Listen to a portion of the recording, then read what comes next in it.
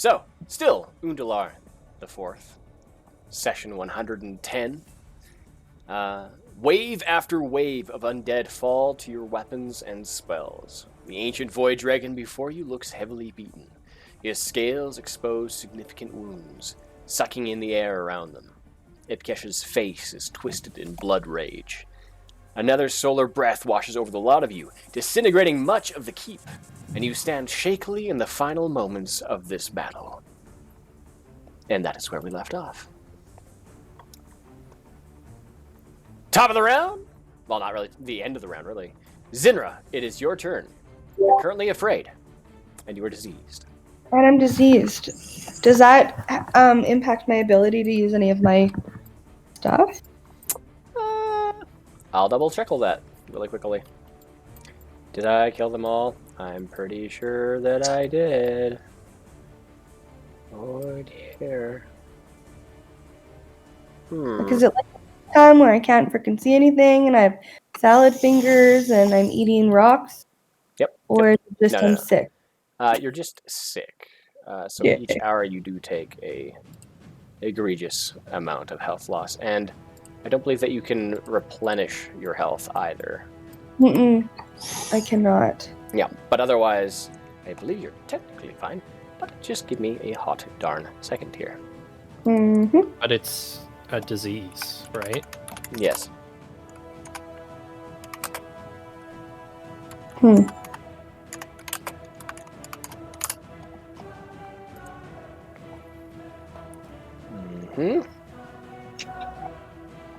Oh, there it is. Oh, I need to put that on your little bio thingy there. Oopsie. Cappy. And I'm gonna go to you. My notes. Paste. Alright, so yes. Creature engulfed, blah blah. Starting turns, 19 constitution, have been stunned by disease. This target can't regain hit points. And its hit point maximum decreases by 3d6 every 24 hours. That allows. Yes. But otherwise, you are fine. Besides the fear, which did not make you insane, but you do have the standard effects of fear. So you have disadvantage, I believe, on all attacks and ability checks whilst the target is in sight. Friend creature has disadvantage on ability checks and attack rolls while the source of its fear is within the line of sight. The creature can't willingly move closer to the source of its fear. Okay. Can I cast Lesser Restoration on myself? I suppose. Will that take this disease away? Maybe. It should give you a written verbatim kind of at the bottom of what it will... Yeah, you touch a creature and can end either one disease or one condition. Afflicting it, the condition can be blinded, deafened, paralyzed, or poisoned. So, like, you can do that. I mean, a condition is also your fear as well. I mean, it's totally your choice. It's up to you, though. You can take away the super fun thing, or... Wow. It's not fun. Okay, I'm gonna try this on myself. But I wanted to get rid of the disease and not... I'll leave the fear. Alright, sounds good.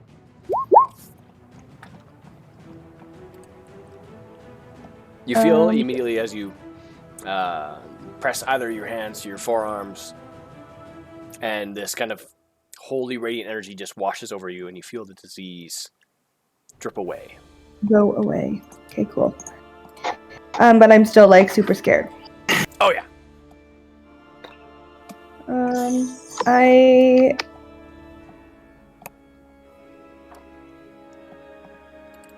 I'm gonna hit him with my bow again. And just stay where I am. I'm not gonna move. Alright. Okay, roll 20. Oh, you can't, because that was an action to cast that. Yeah, oh, right. Casting's an action. You can do like a potion, or you can move. Okay, well, maybe I'll move away a little bit then. He's too close for comfort. All right. Jen, it is your turn with Congar on deck. Currently, Adno is riding upon your back. Excellent, excellent. Warrior woman. So what's his height right now? 10 feet? Perfect. Alright, well, I'm going to fly over to just behind him, like so. Can I not go with him? Just stay floating where he was? Yeah, you can just stay floating there. Thank you. Do not want to be that close. All right. Fine, I'd block everything for you. Sure. You feel as Adno just kind of like slides off your back, just disappears. And then I am going to do a multi-attack. All right. You have advantage. Ooh. I do have advantage. Let's see how this goes. So, we'll do the bite first.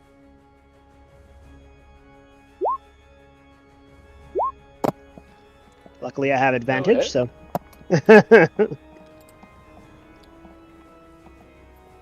It's a 24 to hit. That's a hit. Excellent, so 16 plus 8. 24. Mm-hmm. You latch onto the back of Ipkesh's neck, and you try to take like a fair chunk of it. You just like push a bunch of scales off, and you rend some of the flesh below, and you see as the back of his neck just kind of sucks inward, and you just hear like this crazed howl of pain. Excellent, excellent. And then claw attack number 1. 25. Yeah, that'll hit, so 25. 12 slashing, and then claw attack number 2. 25, 13 to slashing. All right. Slash, slash. Each slash opens up another, each much larger gash as flesh is rended. And you watch as each bit of his muscle and innards get sucked inward. You see the purplish glowing eyes just widen with worry. End of your turn? And my turn. Next up is Congar, followed by Zerakil. I yell back to Brock and Sindri in a loud roar, as loud as I can, and just say, "Get to the portal room and try to get to the Lyceum." You hear back, we're already in there! Use the circle! And... How?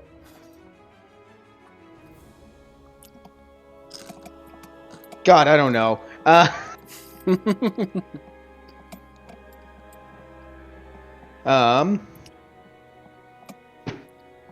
see here.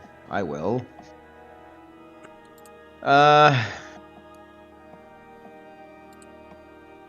The portal that Zerakil has opened. Yes. The tear to the astral plane. Um... You see far within it this huge whale-like creature swimming through the astral sea. Just slowly but surely making its way towards you. And as you do look at it, it's slowly growing in size, as if it looked smaller in the distance, but it is just growing and growing, and you wonder if it even matches the size of Ipkesh. Well, Ipkesh looks a little too big for me still to be able to push. I'm gonna attack. Alright. And I'm not gonna use Great Weapon Master, because this guy's really hard to hit. So, and I get advantage anyway, so Pyreball. Not Pyreball. Yeah, Pyreball. That's a hit. So I do 18 damage. Right 10 onto the fire. back of his spine. And it already did the 3d6. What's it missing? Oh, plus... Did we put my rage damage in there? Nope. Okay, so just plus 4 rage damage. So 28 plus 4, so 32 damage.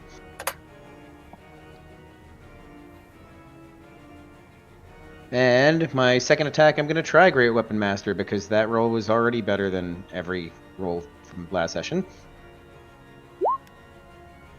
So 30 to hit. Yep. So...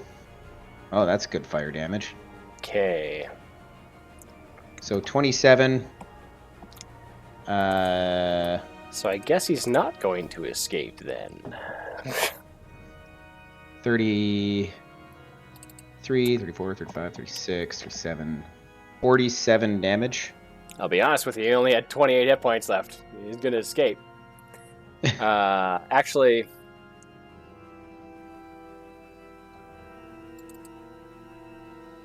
Did have a legendary. Go nuts. I mean, It's too late now, though. Yeah. Yep. Very well.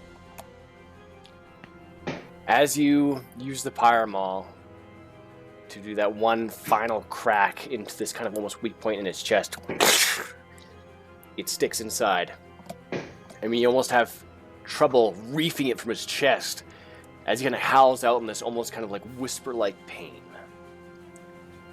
And you reef it out, and you watch as the chest concaves as everything gets sucked in. As bits of the ribcage break and just start to break and fall within, you watch as the wings get ripped inside through the back. I ram my javelin into the ground and tell everyone, hold on. This is happening now. It's a speech, so... It is indeed. Okay.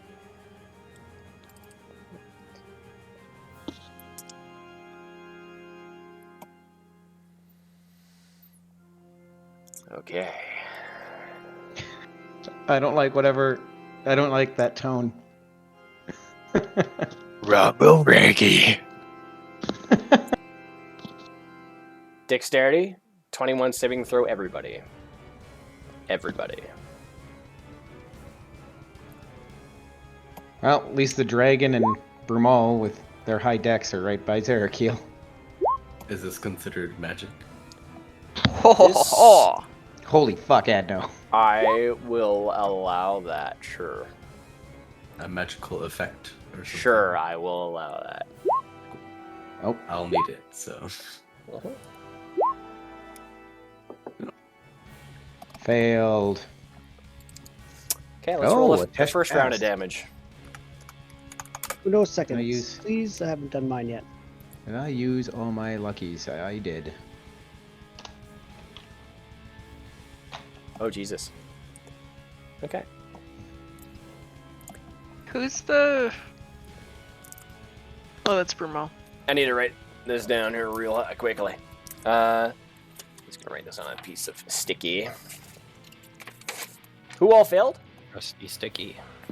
Zerakeel and Kongar and... Yeah, Zinra. Sinra, Zerakil, and Kongar. I still need to Brumal roll. hasn't rolled. Okay. Oh, no, he did. Sorry, he lied. I lied. Still just waiting on your roll there, Jeff. Yeah, there's something about legendary resistance on this. I'm just... saving throw, I can choose to succeed instead. Okay. Sure, do that. So, I'll roll first. I choose to succeed. Very well. I have a Okay. feeling that was a good plan. Yes, it is. Yes, it is very much a good plan. All right. Do Brock and Sindri have to roll? Yes, they do. And my guy who lost his mind. And Agak. Mhm. Alright. Where is it? There you are. Do you have anyone else in the vicinity? Many. Oh. Oh god. Okay. It's a 1 mile radius. Oh god. Oh, city is destroyed. Not necessarily. Knew it. Some of it is. Part of it. And it's also under a shield, So I want to make roll Yeah. for that as well. Thankfully, we're in a big fucking. We have a fairly large property size, so not a shit ton of the city, but still some of the city's gonna get fucked. Agak. And Sindri.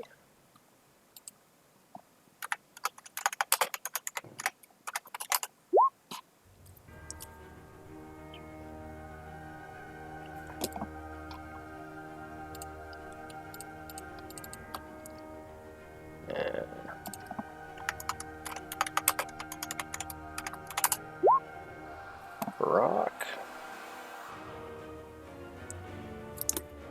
Alrighty.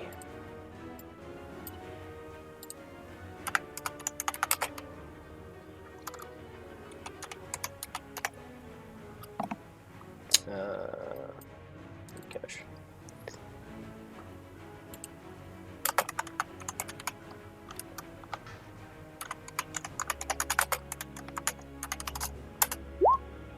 $56 of bludgeoning damage to those who failed, and half for successes. I get half because I'm raging, at least. Mm-hmm. Oh no!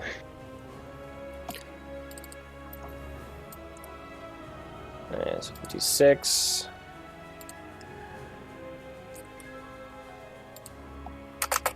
Bring you down Why to... can't I see That's your the health? first center? round of damage. Yep. What? Adno? Well, like I can see everybody else's health. Why can't I see yours?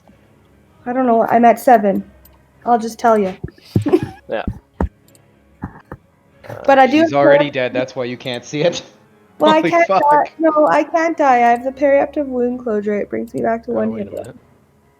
minute. You can still die. No, Yep. that's why I'm wearing the bloody pendant. Jesus. I know I can still die. It's just I like to think that I can't. Okay, guys. Oh my god. Stupid thing. Can you see it now? There we go. Yes. Okay. Well, I can see the bar. I can't see the numbers though. Yeah, I can't go down for some reason. The drop menu, it just disappears when I go to it. So.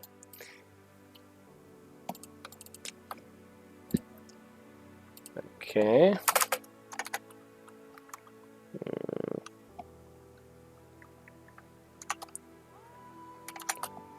Save.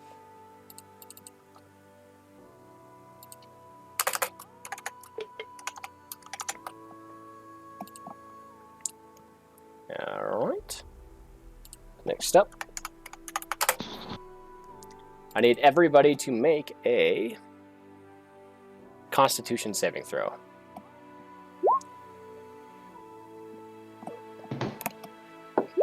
At least I get advantage on those.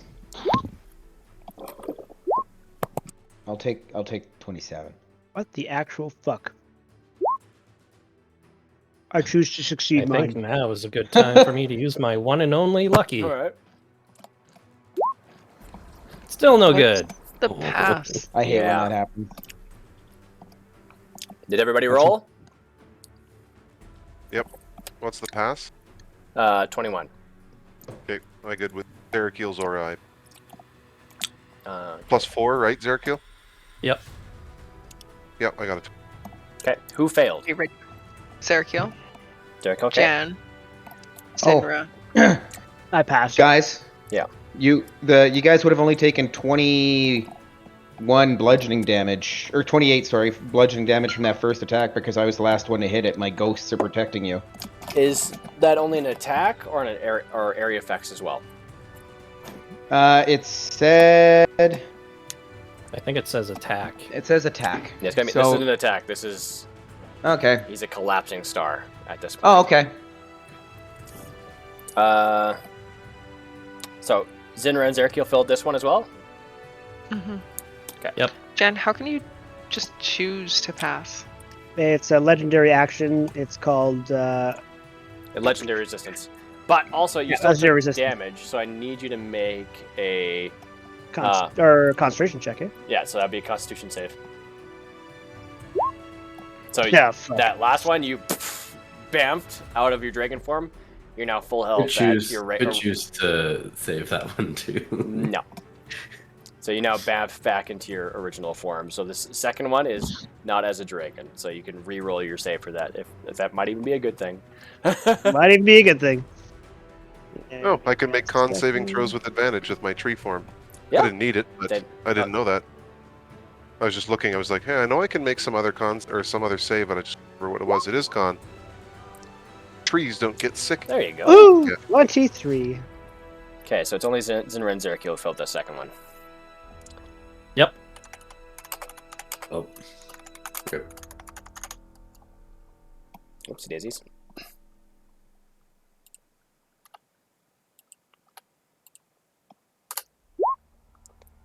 All right. You take half if you succeeded or full if you failed.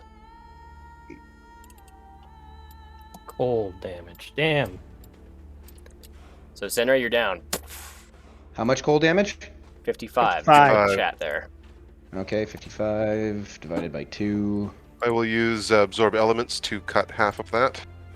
A quarter of it, I guess, because I saved. So half of half. Okay. Agak is going to roll his. I love absorb elements. That's like the best spell I have. I swear to God. Yeah, seriously, that's... Yeah. So I'm dead. You're unconscious. Oh, But it's you come back stabilized at 1 hit point, I do believe. Yep. Yeah, and then I can On her roll turn. hit Yeah, die on on your my. turn. That's 19, 15. Those are all fails. What kind of save are we doing, sorry? Yeah, I'm just I think checking he's still out our working on the gems. last one.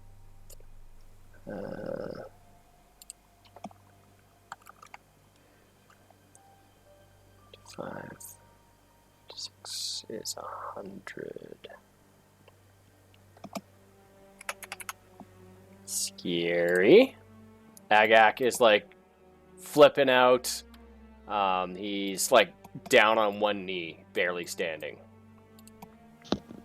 Maybe if he dies, he'll stop being crazy. You can't be scared if you're dead. Yeah, it tends to happen. So fucking bad.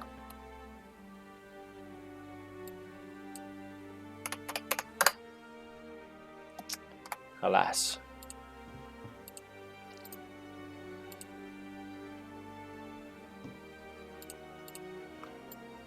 Okay. Next round. Okay. Sorry, next round. Next round of damage. Oh. Everybody make a wisdom save. I'm good at those. I get advantage on those too. It's gonna be like 37. You do not get advantage of wisdom saves. No. What? But why do you get advantage of wisdom saves? It was a class thing, wasn't it? Oh, is it? Because Well, Path that's of for the charm. Ancestral Guardian. Oh. That's a mindless rage, as I recall. I thought that was just for Berserker. I thought that was Path of the Ancestral Guardian because it's a wisdom save. Because he's wisdom based. I will look. But I'll obviously just take the first roll. Yeah. You would take this roll. Did everybody roll? Everyone who's still conscious. Very well. All right.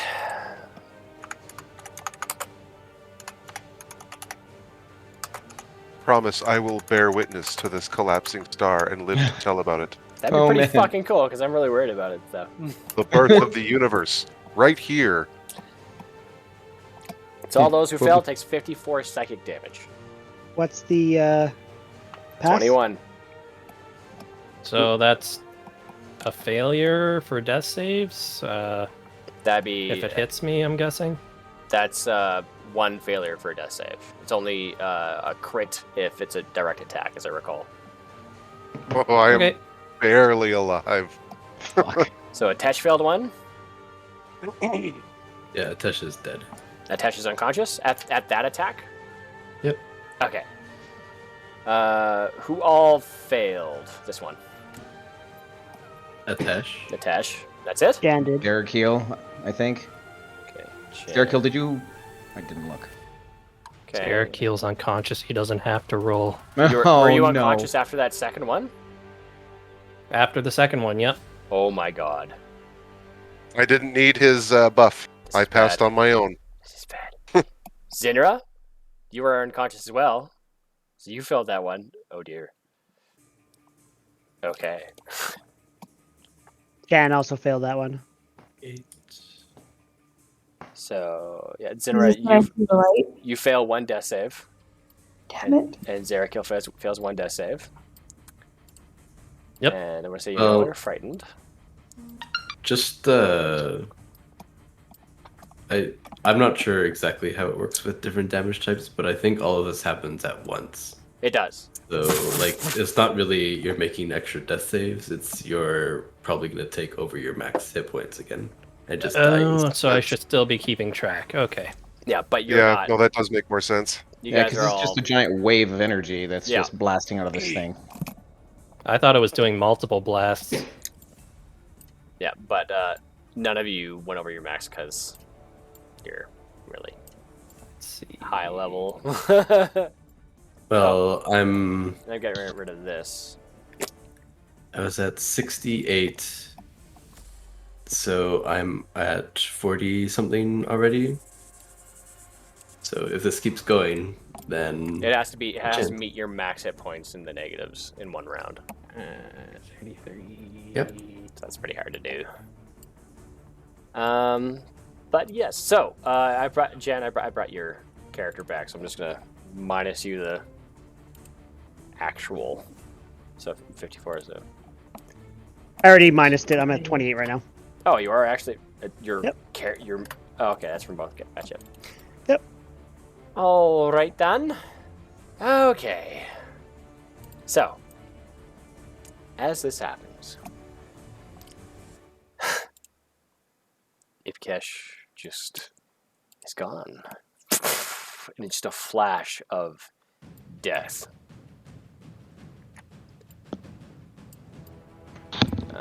Now I need He's to gone? do. I need to do some following ones here.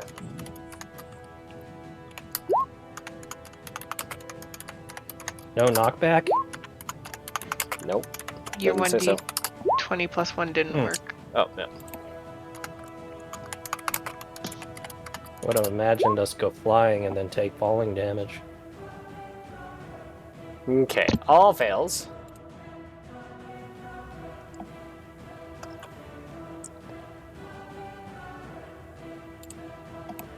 So now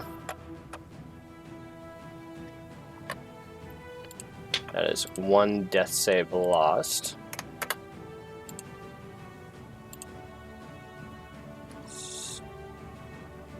And here down to 0.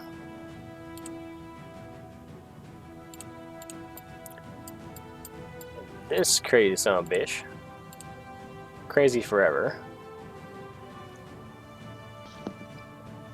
No longer stunned. Just Forever frightened. crazy. He didn't die? He failed a death save. Oh, so he's unconscious as well? Yeah.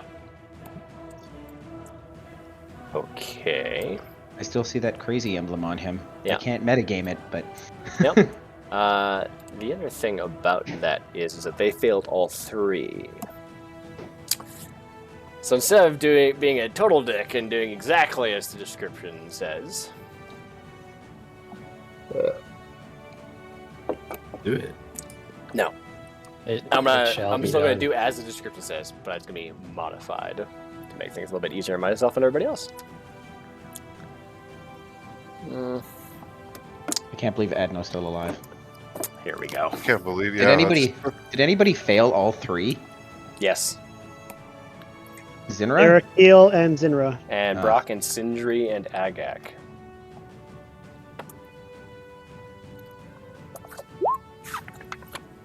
Mhm. 165 total damage? Wow. That's exactly my hit points. Luckily, I halved one of them. And you were probably above for a decent portion of that, hopefully. Yep. Can't believe I'm still alive. I didn't have that high a health before all that shit went down. There we go. Jesus Christ. I have 2 hit points left. I have 3. Yeah. I take a lot of damage. You're a tank, but I am resilient, and I built my character that way. I have so many saves and skills to keep me from taking the damage. Here it is. That's what I was looking for. It's very interesting to see the different builds and how they're surviving in extreme conditions. So I It's want like you're... Yeah. one of the players, the actual players, not Brock and Sindri and Agak. I want either Zinra or JerryGeeVO to roll a d20. If you roll a 19 or a 20, re-roll. Actually, no. Fuck it. I want to be nice. Okay. Alright. Just gonna fill that up there. Yum. What is 18? Mm-hmm. That's a... Okay. Spawns a rabbit. No. Your hair changes color. Yep. You go Super Saiyan to avenge Krillin.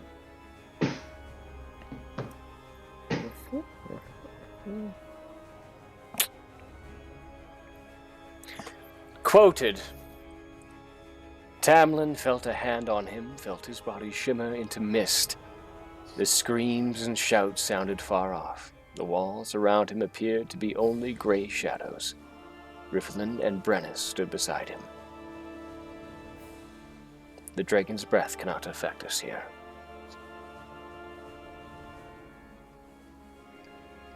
Zinra, JerryGeeVO, Agak, Brock, and Sindri are all blasted to the ethereal plane.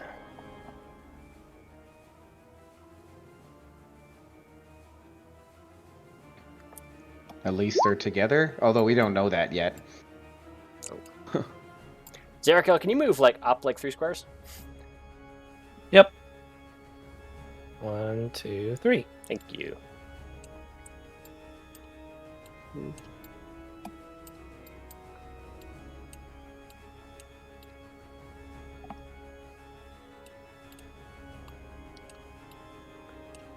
Okay. Just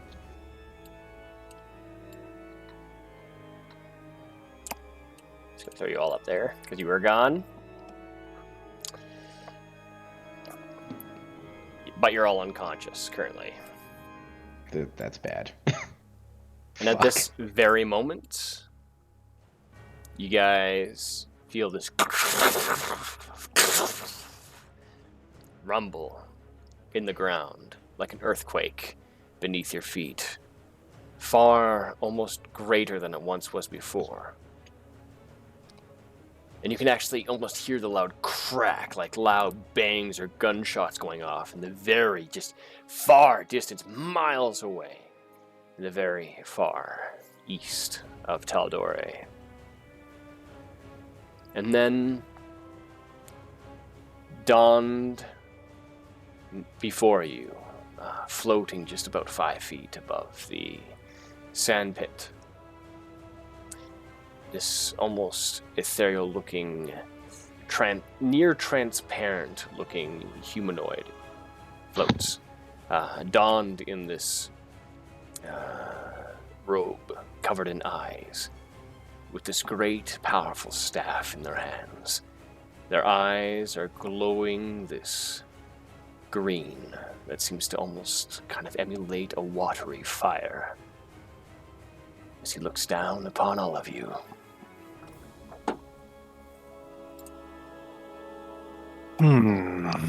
Most tedious.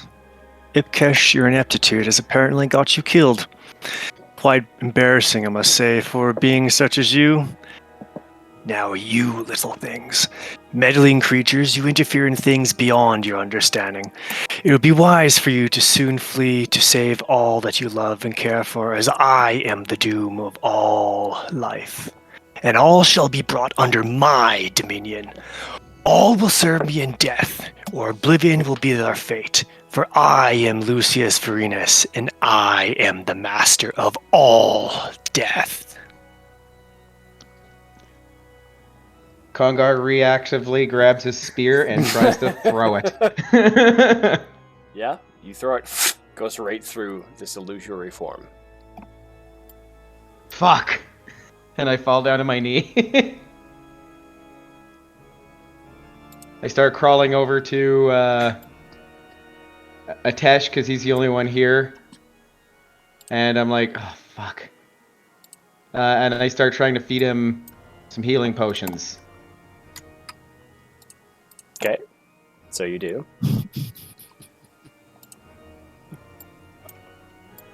When Zerkiel got blipped away, would his portal die or leave or anything? Nope, it still remains. For another 8 rounds? Yep, it's for a full minute. Until he seals it himself. If I use the bonus action to bring Ipkesh back, or to try to feed him some potions. We are out of combat right now. Okay, so I'm trying to bring Ipkesh back with 1 potion. What happens? Yeah? Use a really good potion. Yep. You managed to bring him back. Brumal, try to heal. Yeah, I'll immediately tend to Zerkiel if he's not up already. He's been Zerkiel's teleported gone. away. Which is why I ran to Ipkesh and I'm like, Ipkesh, as soon as Ipkesh wakes up, I tell him, Zerkiel, Adno, I'm here. Agak. Sorry, Zinra. Zerkiel, Zinra, Agak, and I don't know where Brock and Sindri are, but they're gone. And And I as think- you guys are all talking amongst yourself and trying to plan and find people, you see as Lucius laughs. Who the fuck is that? yeah, I don't know, some sort of bringer of death. He's kind of an asshole.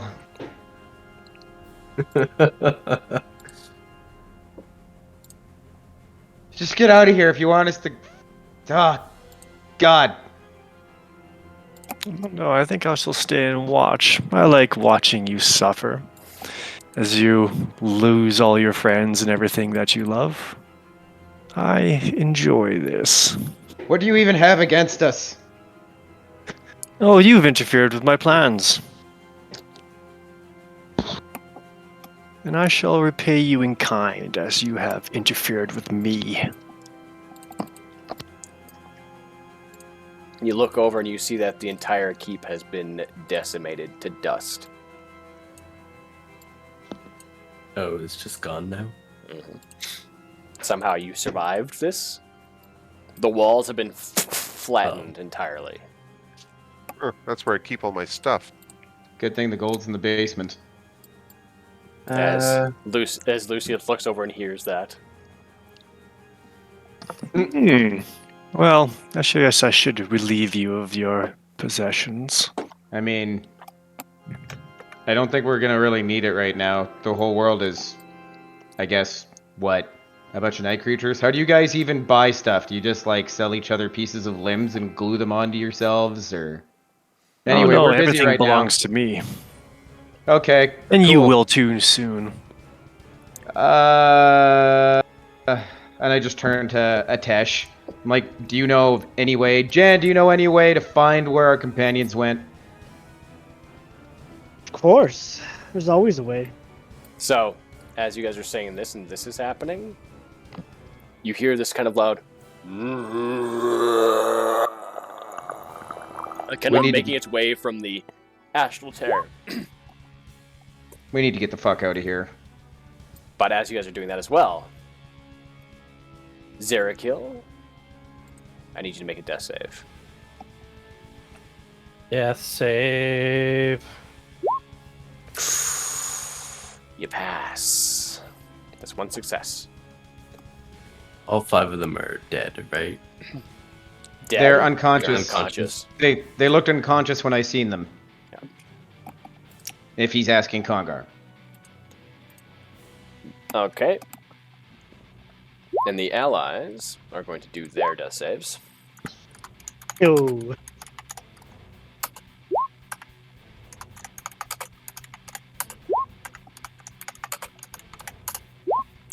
Damn. Okay.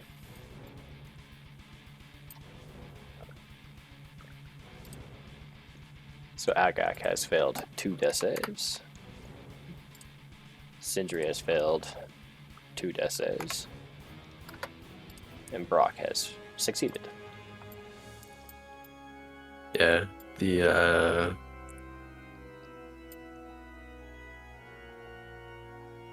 Alright. Next up. I'm gonna say that you guys are like doing the things that you want to do right now on when I give you your open space kind of time, but I'm just following the rounds for those who are making death saves. Zinra, make a death save.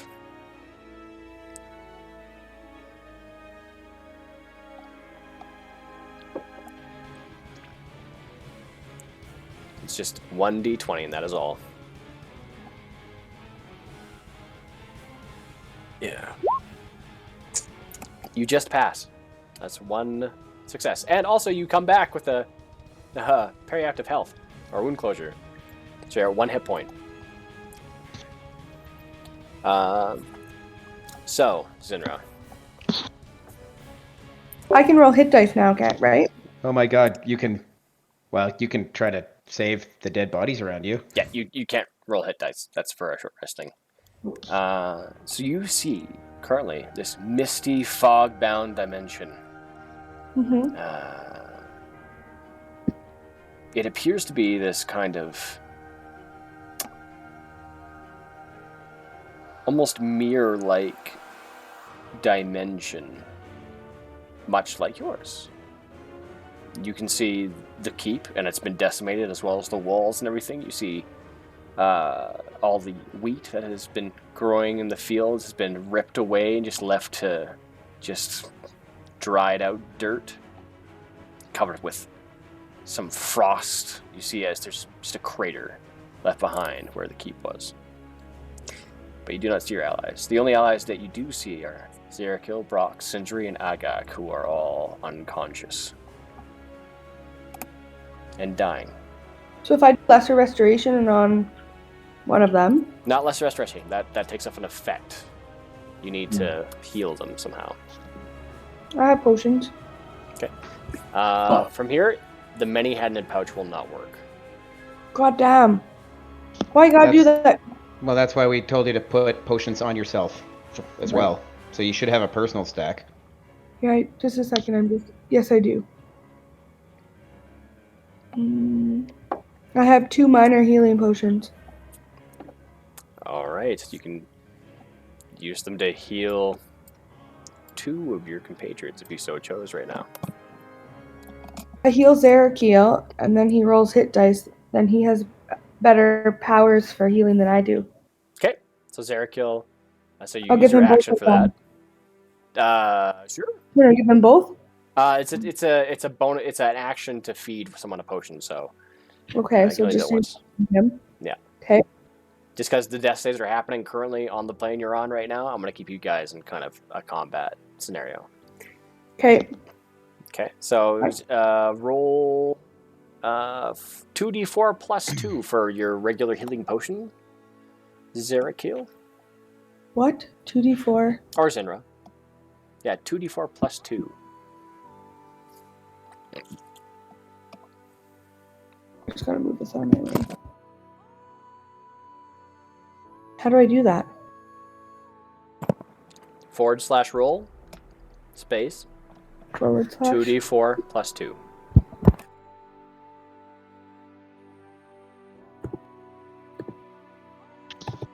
/roll. Yep. 4d. I got it. I'm illiterate, okay? Sorry.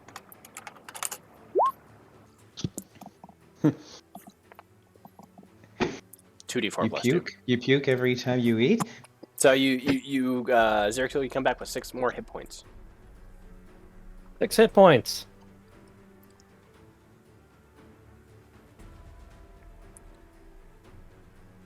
All right. Turn then? Okay, that is your turn. Next up. Okay, we're back to you guys in the grand scheme of things. So if I what use kind of potion potions, did you feed me? I started with graders because it's what I have on my body. So, Lucius, what are you going to do? How much is that again? 4d4 plus 4. So, God, that was terrible. 7 plus 4 is 11. Mike, we need to get out of here now, unless somebody knows how to close this portal. And then oh God. Oh God. He's getting bigger. I grab the body of Shimmer. Brumal, I've got Shimmer. You pick up Shimmer, and as you do, like, her head and her tail fall off. Yeah. I will bring out the flying carpet and put as much of her remains in the carpet and fold it up and flop it over my back. Technically, I don't know if she has to be alive for me to return her to Melora's heart. I don't know if it, like, just remembers, even if it's just parts of her. I don't know if that's a thing that will still work, or if she has to be alive for her to go back in, but... It's a creature, isn't it? Yeah. For Melora's heart, she's an object now. Okay. So, yeah. Maybe, yeah. I didn't... Probably creature, yeah. Willing creature, so yeah, I guess that's true. Yeah. Okay, that's fine. We only need some anyways. It's going to be basically just a funeral service or something like that. We'll see what happens. But yeah, so I nod to Congar. And I will look around, see if there's anyone else that assisted. Because we got to get the hell out of here. And Lucius, you also see this,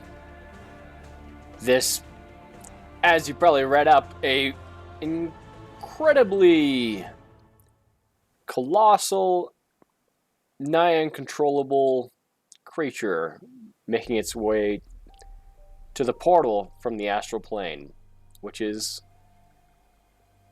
not part of the plan. Yep. Done with that, buddy. Can I close the portal? Nope. Well, Seems to be Sounding weird. entirely looks like beyond you are all going to have a brand new friend who you're really not going to like. Jan, do you know how to close portals? Makes even Ipkesh look pale in power. How far away is it? How far away? Oh, he's close. Yes. He is. Looks like you might die before you even get to have my hands on you. 3 or 4 turns well. away. Ooh. God, all Your of this is bodies so will sexual. suffice. What are you gonna do with your hands? Tell me Adno's all more. turned on. Adno, I not now. like that noise. Does everything grow in comparison? Oh dear God.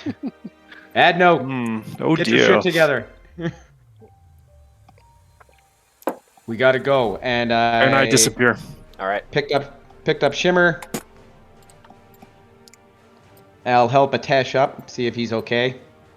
Yeah, I stand up and Yes. Where'd he go? Brumal, you still look like shit.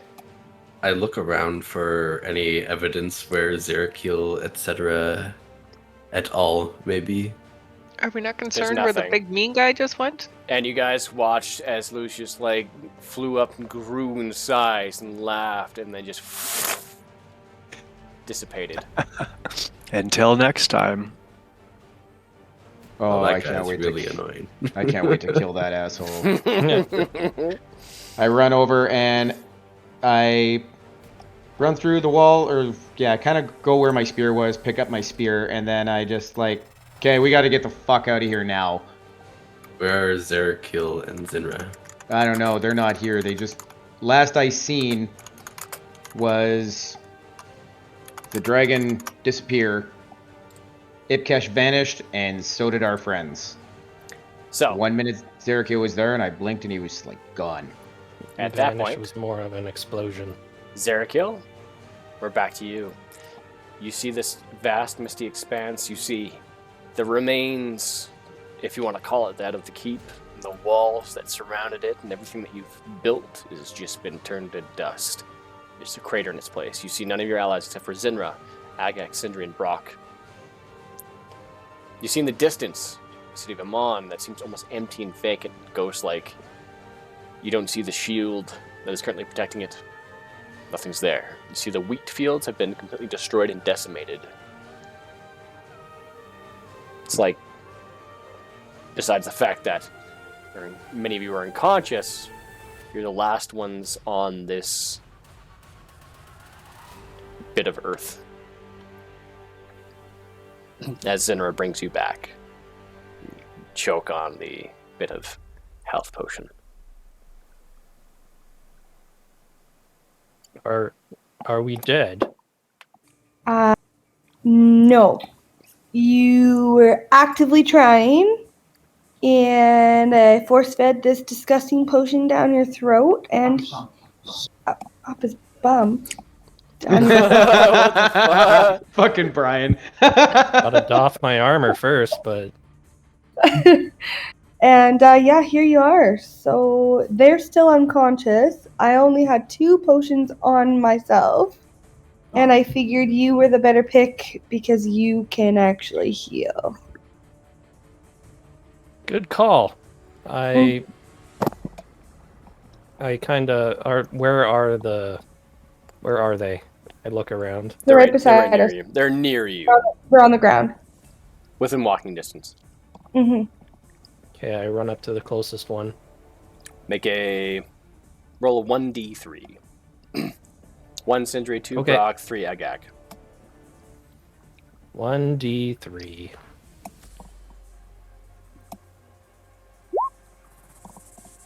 Brock. Okay, I give Brock 5 hit points Okay. with lay on hands.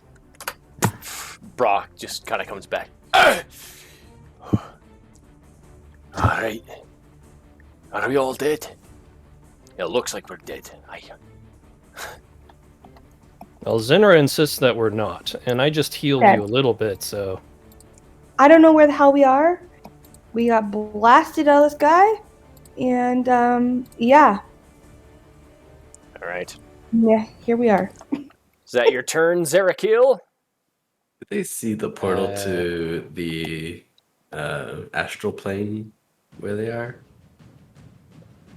That's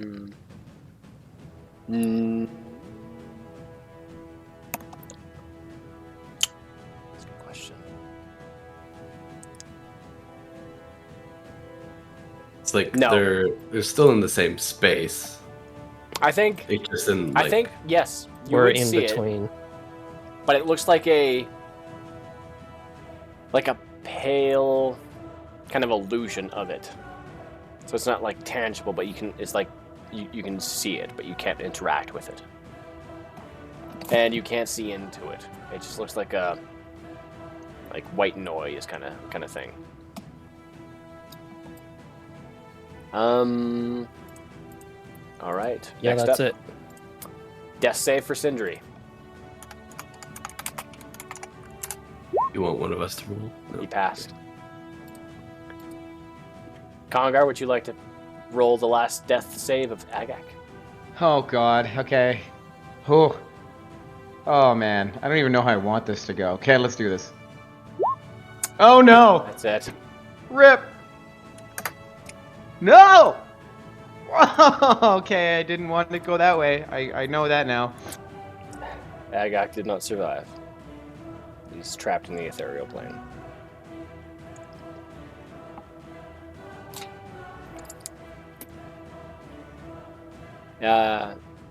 Zerakil and Zinra, you see as Agak kind of just lets out this last breath. And just drops the greatsword to his side that finally lets go from his death grip. Too bad he didn't have relentless rage. All right. What level was he? The equivalent of a level 12, I suppose. Oh, so he was tough, but yeah. Zinra, what are you doing? Well, I guess no, Sindri is still down technically. What are you doing, Zinra?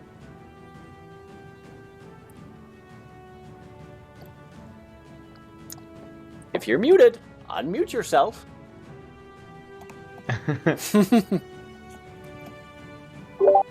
Sorry, you'll have to repeat that. I had to pee. All right.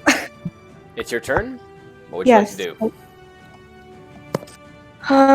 Are they all still unconscious? Sindri is unconscious. Agak is dead. Okay, I'm gonna give Sindri the other potion that I have. Alright. Not up his bum. Yeah, I mean, he's unconscious. You do what you want. But don't do that. Down his, down his throat. Superiority. Over to take effect. Sindri comes back to consciousness. Oh! Oh no. We're dead, aren't we? Oh God. Fuck off. We're not dead. We're here. I just saved your life. I don't know where we are. I came to here and y'all were trying to die, so here we go.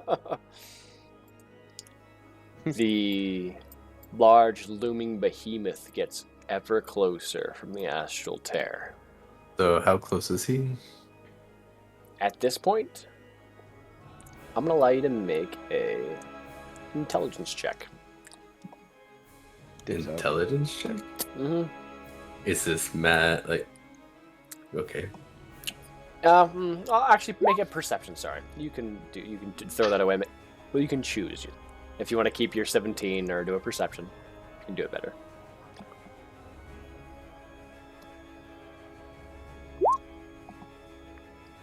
12. 12. Yes. You gauge. It's probably about 300 feet away or so. And it is massive. As it opens its mouth to almost preemptively strike, as if it's like threatening you. You see this just empty, starry darkness in its mouth. Do I think that it'll be able to fit through this portal? Yes. Like with lots of room to spare, or just? It looks like it's about the size of Ipkesh. Okay. I'm going to take out my immovable rod. Oh, I have one of those too. Oh shit. And I'm just going to put it like kind of fly up. I don't know the shape of the portal. Like So- I know it's long. It's quite long, But, and it's opened up into an almost like wide open eye. all right. So would I gauge that if I were to put this right in the middle, it would not be able to squeeze through, or like how big is this thing? The immovable rod isn't that big, though, as I recall. It's like, what, 4 feet No. long? But it's immovable. So if Yeah. he's gonna come through, then he's gonna rip himself apart, which will be amazing. Okay. There's RP for you. It's only immovable to a certain point, as I recall, as well. I don't think so. I Yeah, mean, if it 8,000 has, pounds. is it 8,000 pounds? Mm-hmm. How much do I think this thing weighs? Looking at it, yeah, gauge. Hard to gauge, but 801 pounds. Yeah. I mean, you can gamble it if you want to. I'm gonna go based off your intelligence check, and say it's probably more than 8,000 pounds. You assume, as a terrifying-looking thing. All right.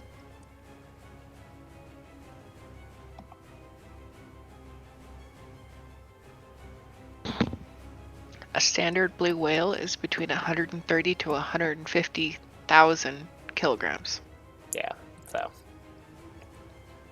That's a lot more than 1,000 pounds. Yeah. Yeah. Yeah, it's just a few off.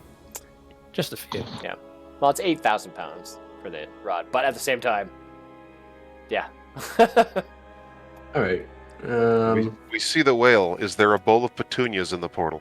Fuck. Make a perception check. No, I'm kidding. No. Is the whale excitable? I mean, its eye is wide open, has this kind of weird, kind of almost reddish green kind of tinge to it, and it's just like fixing on everything that it can see through it, and It has really almost like no eyelid and no eyebrows, so it looks permanently excited, you could say. Friendly. Yeah. Let's embrace it. We. Seduce it. You can gauge, actually. It looks very much this. Oh, Oh. I. Oh, wanna- look how cute it looks. Yeah, he's Hey, a Jen, little can you- adorable. literally a one-eyed Willy. Jen, think you can shapeshift into that? A one-eyed whale. So you guys are taking off? I don't want to know what its breath weapon is. I don't think So- it has one. I'm going to cast Wish, and I wish for the portal to close itself with no remainance to this plane. Ooh. Ooh. That's a big wish, sir. This is legendary level wish. Mm-hmm. Wish for a big whale. That's a big wish, buddy. That's gonna cause wish stress. Could have just wished for no bones. Yeah. Or no zinc. Yep. All right. Let's see.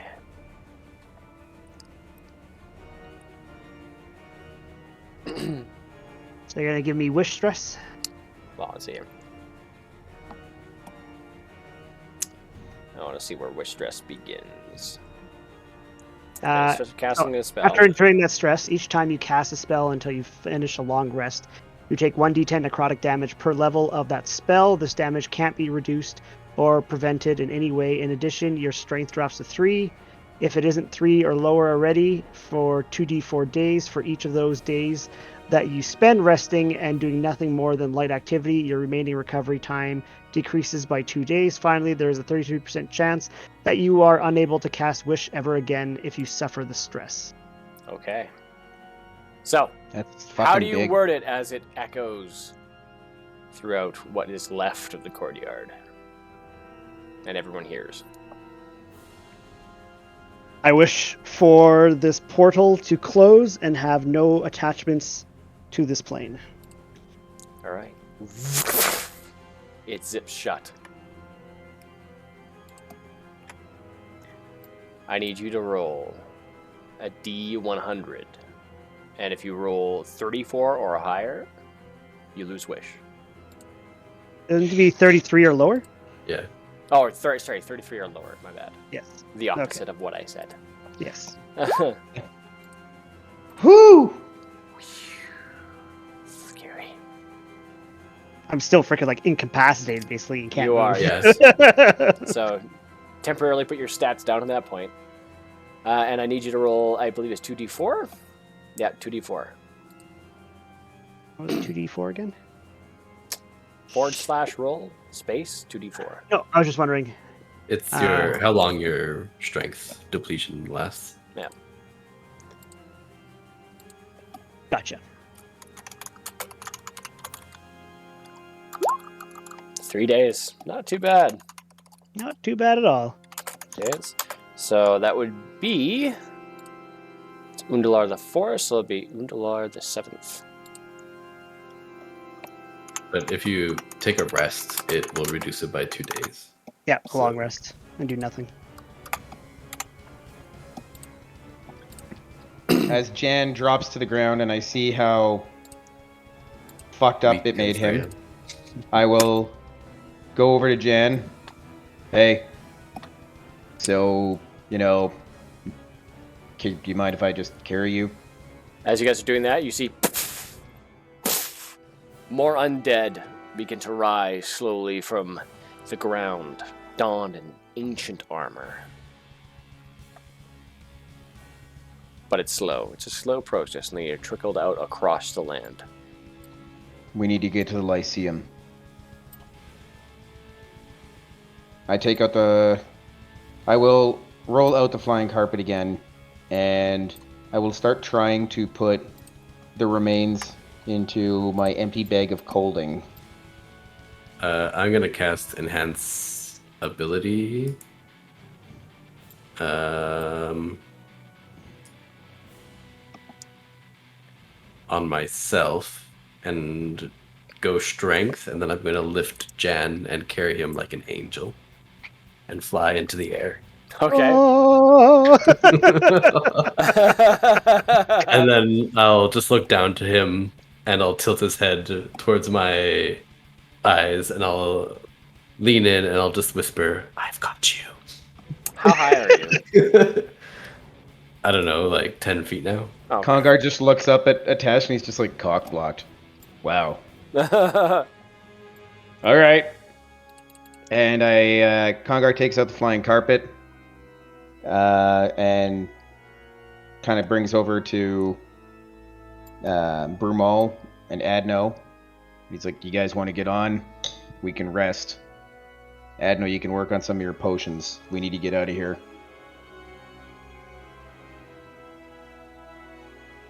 And Adno is busy letting the dog out. Okay. So I'm going to say she just hops I'm along. going to say she does too. As you rise up in the carpet and you guys all rise up in the air, you see that it appears that the basement is possibly still safe. Looks like rubble has fallen into the stairs that make their way down, so that it has to be removed. But you do still see it as undead start making their way more up from the ground. You see, as you guys, how high do you guys fly? Out of the reach of the undead. Do I see any that have bows? Yeah, you do. Some of them are actually Take like care of equipped them with bows well. and other things as well. Then I will fly very high. Okay. Yeah, 300 feet. Okay. Yeah, any that fire at us, I can retort or fend, You depending on gauge what happens. that they are just still popping out and like gathering themselves a little bit and kind of looking towards the nearest target, which appears to be a Mon. And as they are all kind of, as you guys fly about 300 feet or so up into the sky, and Brumal, you understand from being a very capable archer, as well as Adno, would understand that 300 feet is not high enough. But they don't. You guys seem think to- this is... No.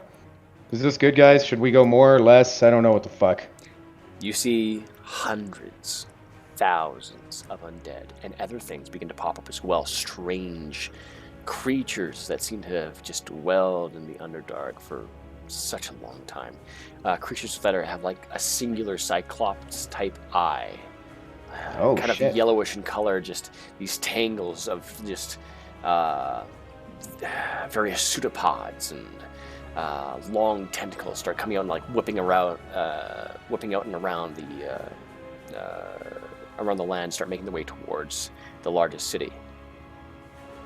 You see other things kind of like opening up strange, almost like tunnels. You see some Durgar emerge, these pale blue-looking like dwarves with these pale white eyes and pale white hair, just donned for war with warhammers and swords and shields and various kinds of automatons. Sounds almost like the Underdark is coming to the surface. And you just keep seeing them rising in various different forms and ways. You see up in the clouds as they form this massive face of Lucius as he looks down upon the city, looks across the land at everything that is slowly making its way towards there, and just dissipates back into the clouds. And you guys make your way towards the Lyceum. And as you do, flying that high in the sky, Brumal and Adno, who has a passive perception of 18 or higher? Brumal. Go. I'm Mine is, 19. like insane. 19. Mine's 26. All right. It's super high. All of those, you would see these various groups in the distance, several, coming from the southwest, northeast. Just massive clouds, almost, of creatures flying in the sky. Many just wreathed in shadow, with these glowing yellow eyes, flying towards the city, and various other settlements. You see just attacking small villages. You see people running for their lives, but who do you save? There's just various villages, and it's far too overwhelming to even choose one place over another. And you continue to fly towards the Lyceum. You can hear Kongar's teeth grinding. And he quaffs 2 greater healing potions. Okay. So that would be 8d8 plus 8. 8d4 plus 8d4. 8. Yeah. You begin to descend towards the gates that you've walked so many times to get into the city just before they're completely swarmed and overwhelmed by undead. And the guards see you and know you. They allow you entrance as you begin to make your way into the city. You fly the carpet down low and you make your way back up again as you hear the thunk of a bunch of arrows hitting the outer gates. You see more arrows fly into the sky and clatter against the shields. You see as these shadow creatures, winged, bash themselves up against the shields. You watch as their attacks ripple across the entire city, unable to pass through. As you guys are slowly making your way towards the Lyceum, Zerakil and your group, what are you doing? I will go up to Agak. Has he been dead for a minute? I'm gonna I say guess no. not if we're in initiative. Yeah, I'm gonna say no. I'm gonna cast Revivify. Very well. Do you have the components? Yep. Very well.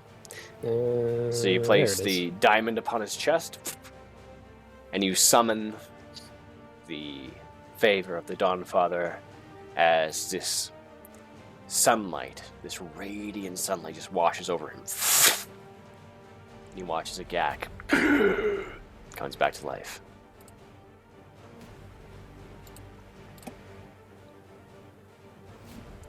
Don't move. I say, You're very injured. Someone's coming. I know someone's coming for me. And he just gets up into a sitting position, looks at you, and one eye kind of goes to the right a little bit, and you see a bit of slobber come out of his mouth, and he just sits there, looks at you blankly, right through you. Oh, good. He's permanently crazy. He's very insane. I'm not gonna. Oh, don't do that shit. In the membrane. Can't get from it all. Kongar was kicked. As Atesh was the one who said it. Off the carpet. I didn't say it. I think that was you who said it. It's guilty by association. You're probably right. What are you guys doing in the ethereal plane? Just chilling. Yeah, we're looking around for starters. Alright. See if we can get our bearings. Do we see anything? Just what I've said. That's pretty much it. Zerakil, you even look back and you actually see that astral tear just shimmers out of existence. And you're the only one who should be able to do that early. Or maybe you were unconscious for a while.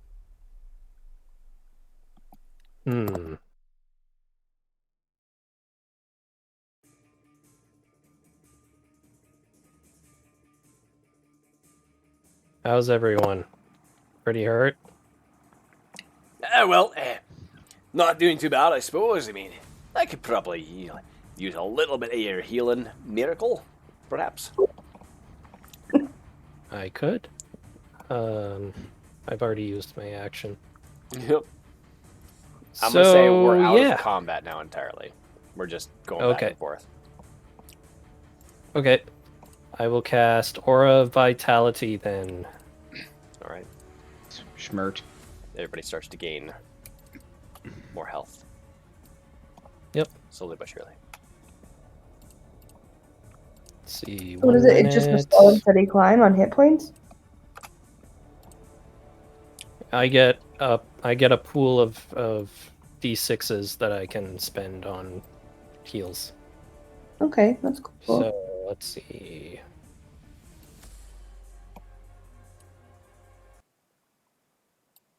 Yeah, I have 20 d6s to use.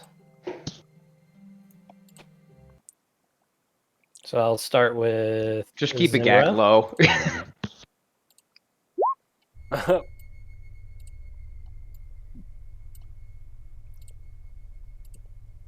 And I will give you, I don't know, let's say 6.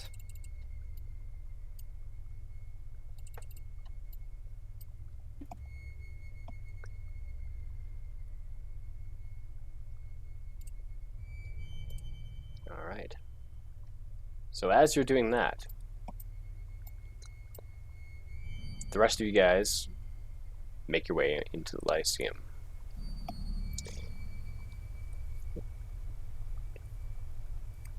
And you're allowed in. Are we? Yep. As technical friends of Brian the Short-Sighted. We go to Brian. Cats haven't escaped yet?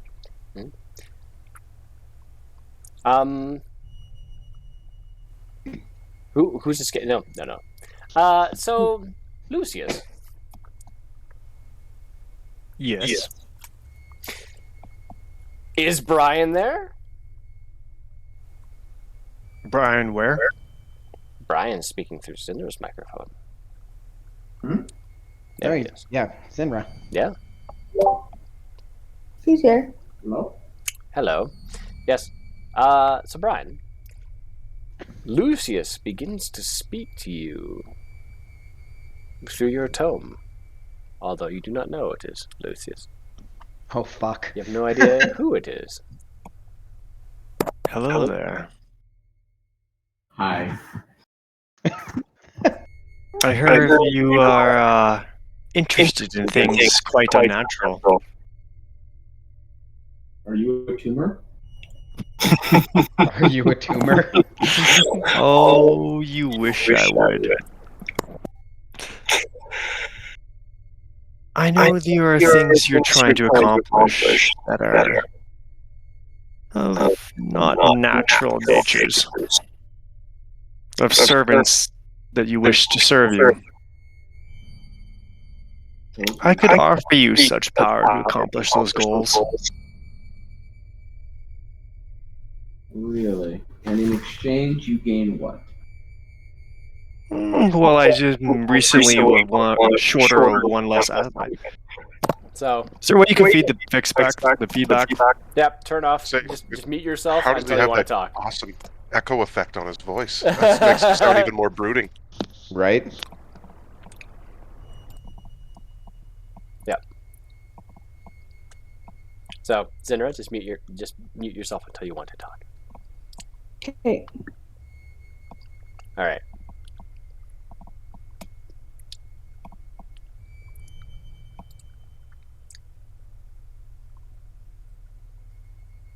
So, Lucius?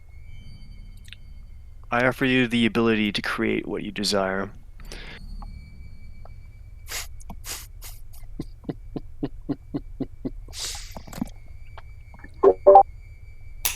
I'm listening. You know you want to. You know that nowhere else you'll be safe to create such creatures. That everywhere you go you'll be judged and outcast. But within my realm you'll be free to do all that you wish to create your project. And your simulacrum just says, we should do it. Says that. That's what I would say. All right. Where do we start? Oh, fuck. Well, I shall send some minions of mine. They will meet you. You will know who they are because they will bear my mark. And you will recognize it when you see it. Until then, Do I need to bring a jacket? well, it's more of a new permanent home. Bring whatever you want. I didn't hear you. shall await your minions. Good. We shall accomplish great things together.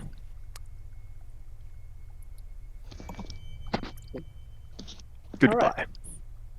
You see as the text disappears from your spell book and returns with your spells. Cool. Alright. So. Yeah. The Luckbringers, what is left currently, make their way up the tower to Brian's lab.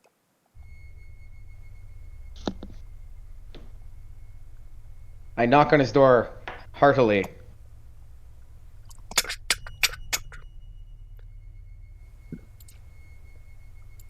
Brian! Brian, are you there? Hello? Oh, thank God. It's the Luckbringers. Let us in. Not the minions I was expecting, but alright. What? What are you talking about? Oh, you mean because the entire outside world has been taken over by Lucius and an undead army of the Emerald Sun. You know those guys we were trying to stop? Yeah. They're winning. I don't know if Zerakiel or Zinra or Brock and Sindri are dead. They've leveled the keep completely. And your dogs are dead as well. He killed your dogs, I'm sorry. What? Yeah, massacred them. What? Lucius has no care for minions. Even after we killed his dragon, we destroyed the roaming abyss, and all he said was that he was pathetic. This monster doesn't even care. There's nothing. We need to stop him. All costs. We've come searching for aid. We need to find... Well, for now we just need a place to rest. Jan is seemingly incapacitated after he struggled to close a rift.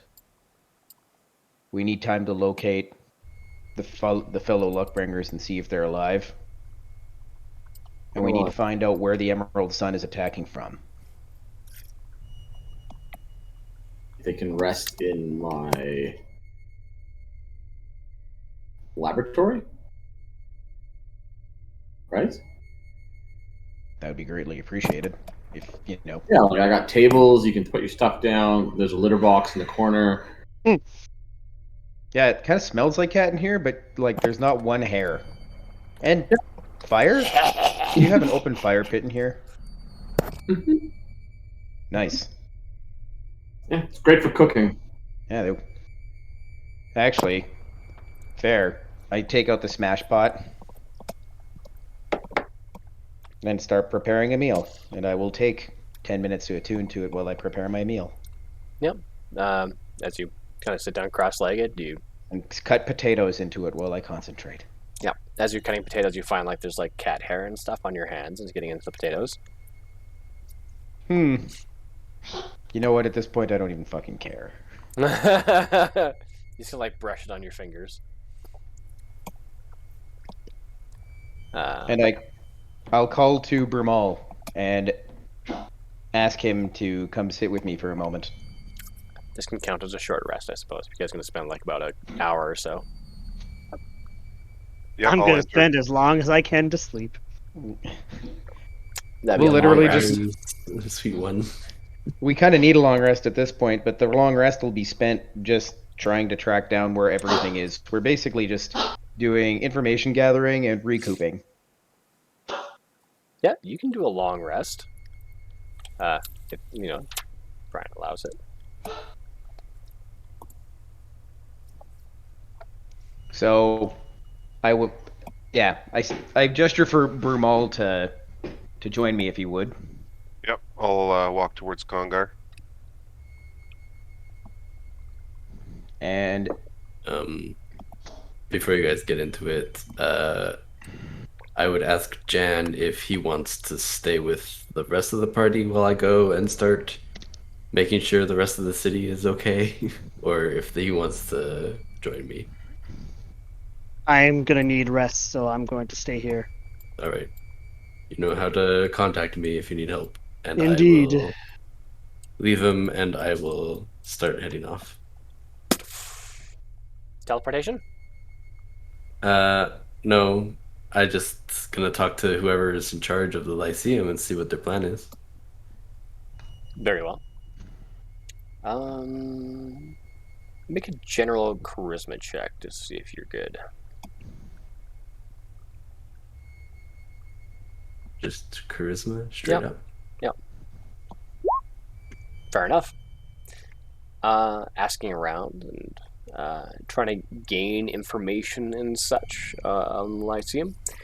You're directed eventually with from the various students and other professors and guards up to the near the very tip top of the Lyceum Tower. You find yourself outside these two very large doors with knockers. And you come up to the one knocker and go, Nice knockers. yeah. Low-hanging fruit, Tankard. Couldn't help it. It actually just fell out of my mouth. Sorry. Yeah. And you wait a moment. You just hear, come in, as the doors open on their own. Across this beautiful, nice white marble flooring, you see these various bookshelves that are just filled to the brim, but they are very specific, well-chosen tomes on spells and history and certain arcanum. The desk is also filled with just piles and piles of books and scrolls and inkwell, and you see that he is currently writing something feverishly, just very focused. How can I help you? I am Ateshua Zelsazim Kaladim, the Margrave of Kaimal. I happened to be in the area when all this shit started going down. Yes. The Margrave of Kaimal. Yes, I'm well aware of you, actually. Doing some correspondence with you at some point after the council. It's eventually going to be dissolved in favor of a magocracy in Amon. I feel that Yes, these are future plans that are very excellent, but surely you are aware of what's happening outside? And he looks out the window, kind of just like, oh? Yes, I'm quite aware of what is happening outside currently. We have a very strong arcane shield that should hold for some time. We have a fairly well-focused rotation of various arcanists and mages doing trying to keep the arcane barrier up as these creatures are attacking from all angles, really. We're also trying to make sure there's lots of security at the docks to ensure that there are no interlopers, things getting through. It would help if we did have an arcane focus that has since been lost. It's taking us probably 4 times the amount of casters than normal, which is very inefficient, and also we might be seeing some attrition in time if we don't find something of similar power. How long do you think they'll last? And he kind of like lazily looks back out the window again, and you just see things battering against the shields, like, and you see the ripples going across the entire city. Hard to say. This is a fairly new system, but I'd wager what was the mages we have and the exhaustion rate. Maybe 2 weeks time. All right. But we have potions available that can potentially make things more efficient and allow people to feel as if they are rested. All right. But those Well, are very taxing and expensive. indeed, of course. So, do you have any idea how to attack the Emerald Sun? We're trying to put some things together. Trying to do some research into this personally. There's been no previous writings on them. However, I did find this interesting little tidbit here, and he starts kind of like moving some papers around.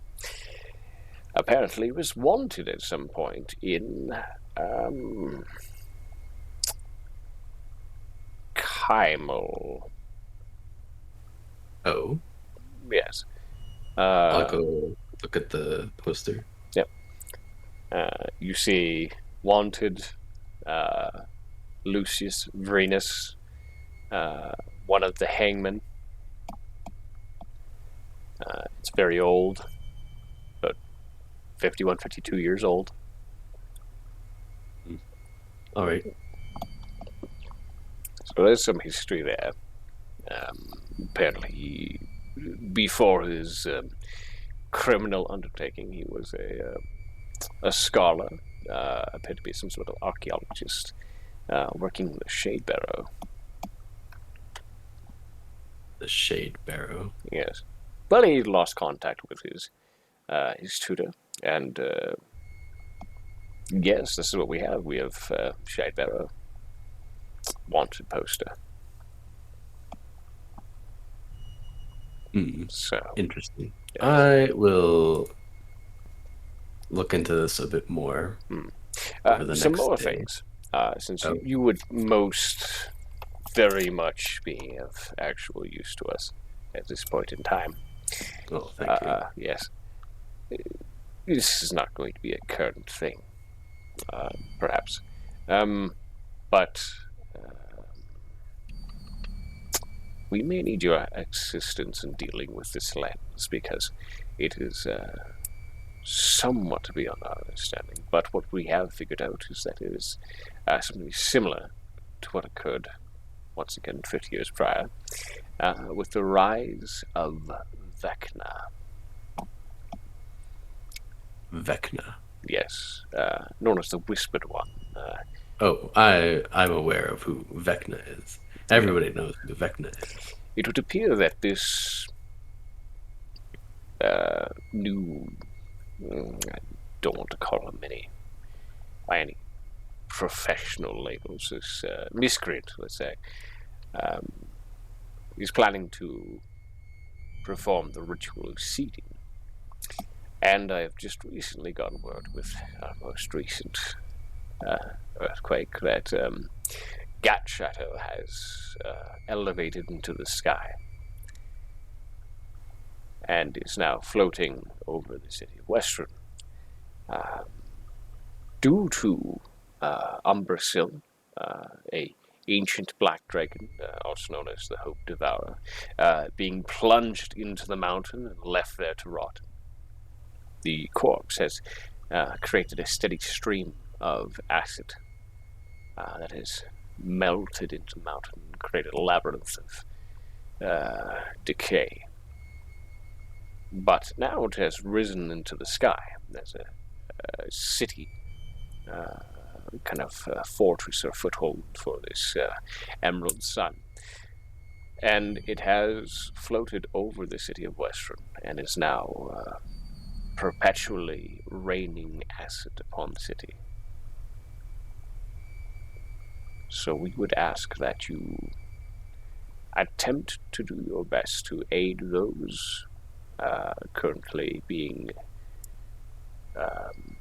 assaulted by acid and see about descending the city into the mountain once more. I can definitely attempt that. Yes, you and your party are very capable individuals.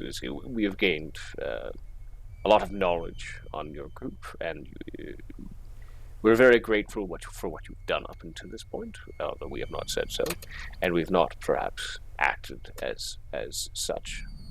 But perhaps you will gain some more recognition in the Lyceum if you are to do a feat such as this. It's not small.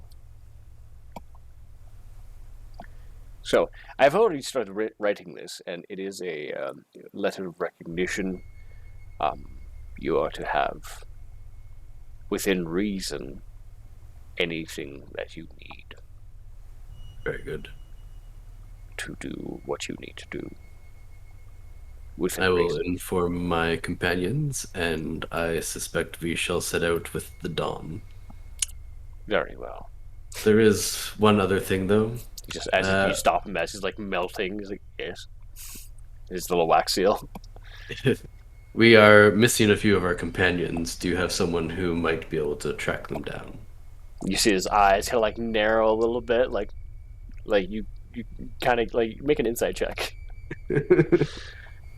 I mean, you said anything that you have to offer. Yeah, just make it to try to like gauge what the reaction means. Gross. It's 15. fine. It's fair. You're like, oh, we're pretty fucked, aren't we? It's the reaction in his face, but it's just like he like sucked out a lemon for a second there, like. And you see like a bit of the wax can like drip a little bit all over the paper. He like tries to wipe it away. He's like, could you repeat that, please? Oh no! After you're done there. Yes, of course. And he just like presses the wax seal down, and rolls it up, and puts on like a nice little ribbon on it, and hands it to you. Yeah. Could you please just could you elaborate on that last part? You have some missing companions, and well, as you I'm sure are aware, Ipkesh, the Wandering Void, who is yes, he attacked our keep over in the boonies, and we destroyed him. When he exploded, I was knocked unconscious briefly, but when I had awoken, several of our companions had disappeared. Yes, we are not so versed in dragons such as that. All right. Yes, but they do exist, and we can find articles somewhere. I'm quite positive. Unless you have just a spell that might be able to locate them. Perhaps yes. There is one lady in the quarter that we are currently in the Erudite Quarter. Baba Yolanda Oz, which is she's a master diviner. And she's a little bit hard to work with, but don't let her steal your entire purse. Try to be assertive.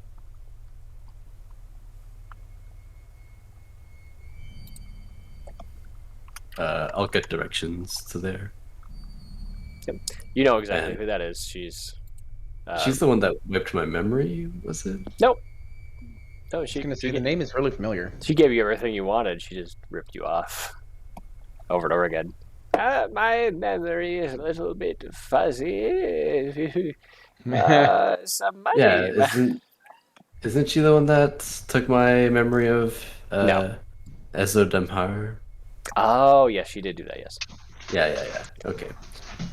Cool. I will take the letter of recommendation that gives us access to all Lyceum materials that we ever need, within reason. And I will, within reason, asterisk. And I'm going to quickly head up to Brian's room to tell everyone, but obviously this took time, so. Yeah.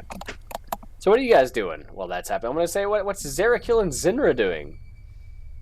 Healing. Healing? Yeah, you guys spent plenty of time healing. Sitting there in a circle. Oh. We back to full hit points yet? We can say that if you guys have enough healing spells and stuff. You haven't been there long enough for a long rest, but you've probably been enough there for a short rest. So you can roll hit die if you want to. Sure. Yeah, let's do that.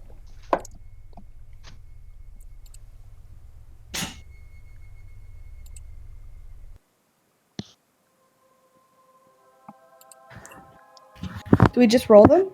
Yeah. You have to choose, though. Yeah, how many hit die are you going to roll? 4. Do All many, right. many more. I mean, yeah, you have 17. You're level 17, so... Oh, and also everybody levels up to level 18 now. I'll do 8. 10. 10. Okay, I'm doing 10. Zinner got told. Why does that make you do anything? Excuse me.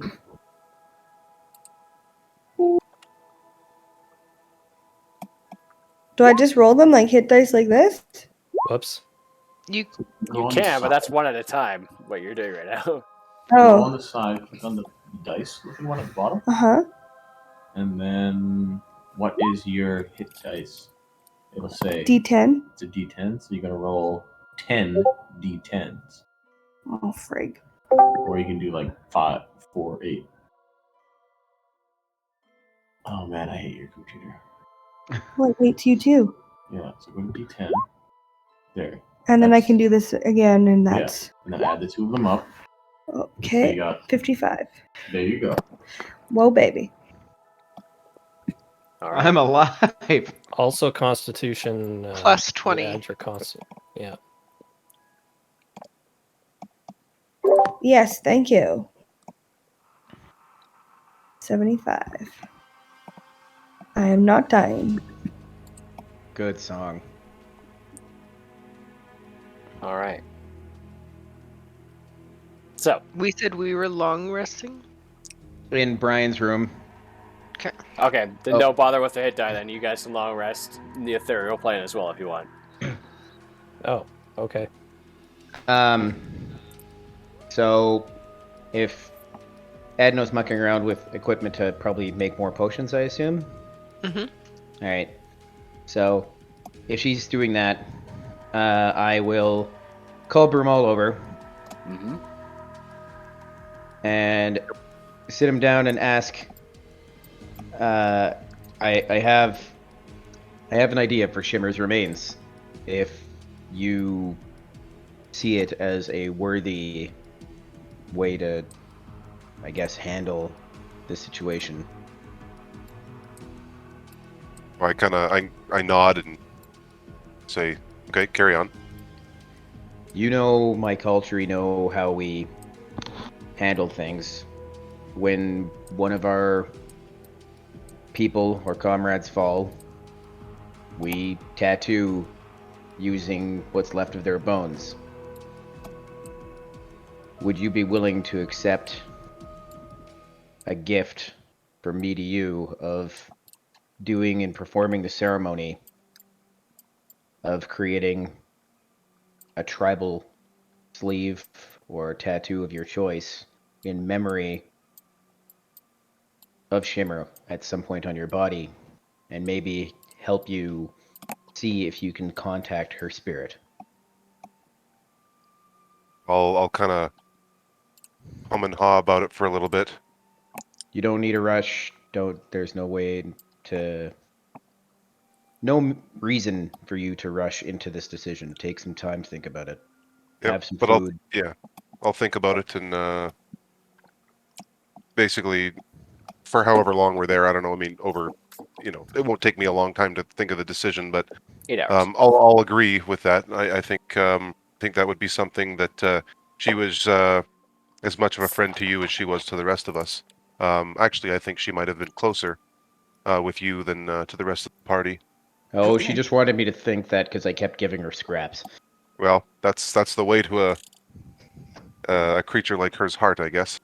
So, I mean, otherwise, or regardless, I think that's something that's worth trying. I've I never don't met a know. creature willing to stand side by side to a man fighting, well, a dragon, and that wasn't just a dragon.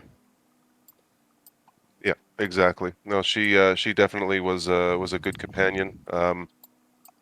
She's been through a lot, and I think she has definitely served us.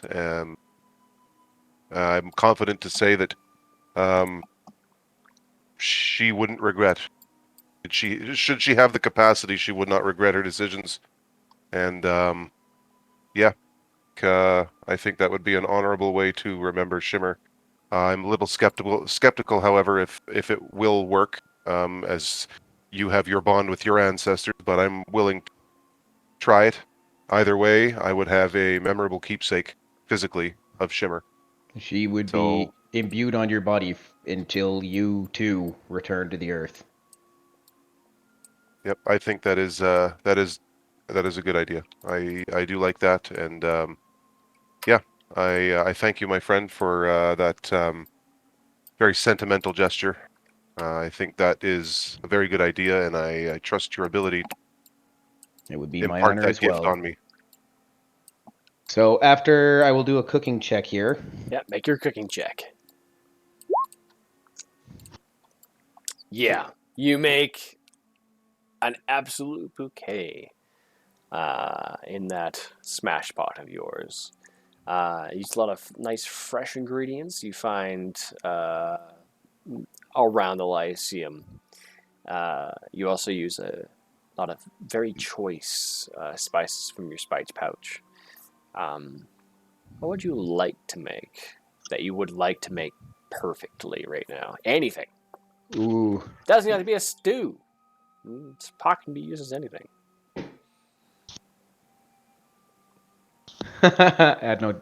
Kelsey just yelled chicken parmesan. Mm-hmm. Fine, I will make chicken parmesan. I will create pasta. I was thinking like some beautiful filet mignon with mashed potatoes, béarnaise sauce, but okay. I was thinking like a pressure cooked, fall apart, like pulled pork with like potato fries. You make both. Yes. Yeah, you did so like that's high. You did so well. You managed to make both of those things, like just a full spread, and it smells utterly delicious. And honestly, the rest of you guys, you can't not really look at this and be like, yeah, I have to eat until I feel bad about myself. Hey Jan, you want me to like chew it for you? Yeah, just drop it in my mouth. I mean, I can pre-chew it. I did it with my sister and my mom and my dad. They broke their jaws once. Here you go, little fella. I'm sure eating is part of resting. So. Okay. Mm-hmm. Well, I guess here you go, and I'll stand there and, as delicately as I can, try to feed Jan with portions that are probably a little too big because I'm a giant fucking monster who basically fists food into my mouth. So me trying to be the only thing you fist. Yeah, me being dainty is yeah. My dainty sized portions are still probably ridiculous, so try not to choke. Oh yes, that's right. Yeah. If whoever decides to eat it, obviously gets the bonuses. Atesh makes his way down to the lab. I save one of each for Atesh, obviously. And I'm like, after we eat, we should probably figure out what's going on. I know Atesh went to go. Yeah, it's like Atesh went to go check on the city. I hope he didn't go out there. Anyway. Enter Atesh. Is that when I come in? Like you come in just as he kind of like finishes the meal, and it's just like this. It just wafts and hits you, and you're like immediately incredibly hungry. All right, I will go sit down. I'll show them the document that I got that basically guarantees the Lyceum is helping us. I'll tell them about the floating city where potentially the Emerald Sun is. But did he say that it was his like main base? It seems to be pretty. No, he said the Shade Barrows was his main. No, that's where he initially did a lot of his archaeological research before he did this mad shift to what he is now. He's saying that Gat Shadow appears to be his main base, where Umbersil had collapsed many years prior. It's actually just above and around the Murdoon mines, where many of the original party, including Jan, where you met Jan, actually, where you fought the Hydra. Oh, fuck. Yeah. That bastard. If you guys recall, there was an acid labyrinth there that you guys were like, no, I'm not going in there. That's where he was this whole time, Lucius. Oh, god damn it. That's dirty. That was like session 20? Jesus Christ. Huh. Neat. Well, that's interesting, actually. That has some interesting ramifications that I will have to consider later. But, yeah, I'll tell them that that's where good old Lucius was set up, and he is now in a floating, not city so much, but floating labyrinth that is raining acid on Western, and the old man at the top of the tower has asked us to, destroy it. Sure. Yeah. Well, let's eat first. To set it back into whatever. Did they tell us anything about finding Zerakiel and Zinra and... yes, I will eat and rest, and then I'm going to go talk to a diviner who will help us with that. Maybe I'll see if I can help the guards. I also need to do some searching around, because if I can get my hands on that bell, we will be in a much better spot, I think. Unfortunately, I have an idea of where it is, and it's not great. So I'll help you with whatever you need. Need me to kick somebody's ass? Get that stupid bell back? Also, will probably ask Urk if I am able to borrow his Ogma box for a bit. Perhaps he can stay inside and help us. And also, I talked to the head dude, as I was saying, and he gives this place at best 2 weeks before that magical barrier falls and the last bastion of civilization is crumbled. That kind of shit. I'm going to see if I can help find survivors in the close vicinity, working in coordination with the guards until you at least return once I'm healed. Yes. Now give me some of that fucking food, because I am famished. Here you go, man. I just rip into it. It's just indescribably good. I mean, I make some pretty good pulled pork, so I'm just going to assume it's like that. Better. Nice. It's better. If you make it better, it's better. While I'm resting, I immediately start gold shavings on top. With as soon as I finish eating, I immediately head to the hearth and start preparing a fire and get very hard pressed logs, try to make the best bed of coals I can, and I start preparing Shimmer's there's body. In his lab? Yes, he said he had a fire. Kind of. He has like the equivalent of like Bunsen burner. I'm laughing at my character on Cyberpunk. Alright, then I'm going to literally make myself a spot for a fire. Or I'll just go find one. I'll see what Brian does. I'm going to start clearing a spot on his floor and start stacking little pieces of tinder and stuff. There's nothing like that. You'd have to break his I'm breaking chairs. I have like my adventurers kit or whatever.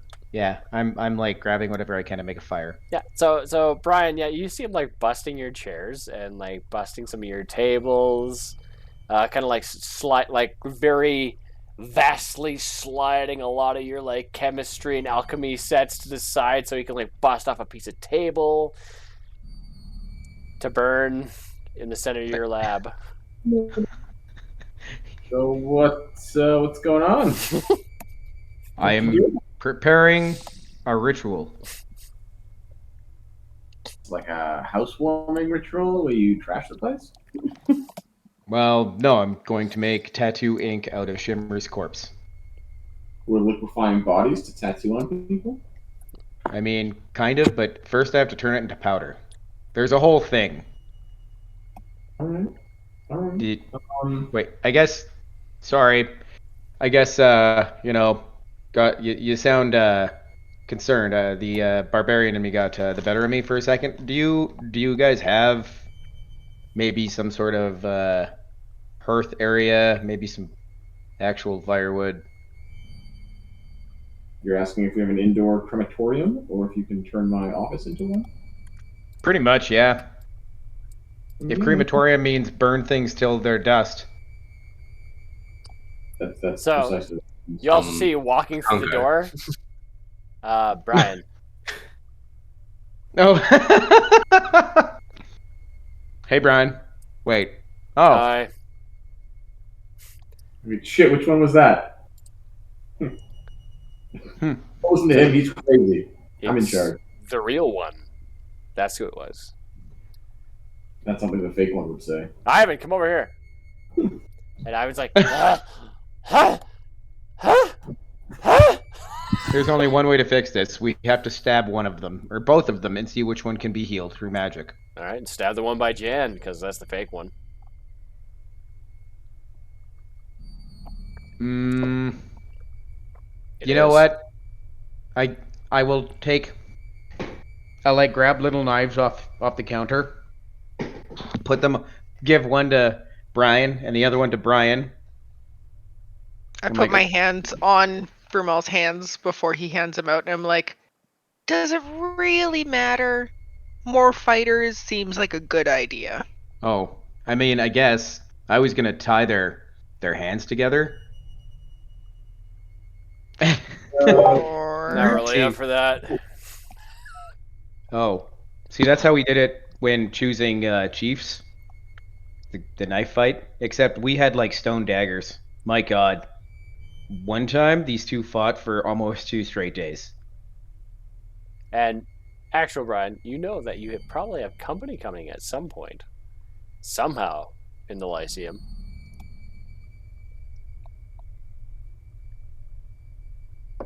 Thing.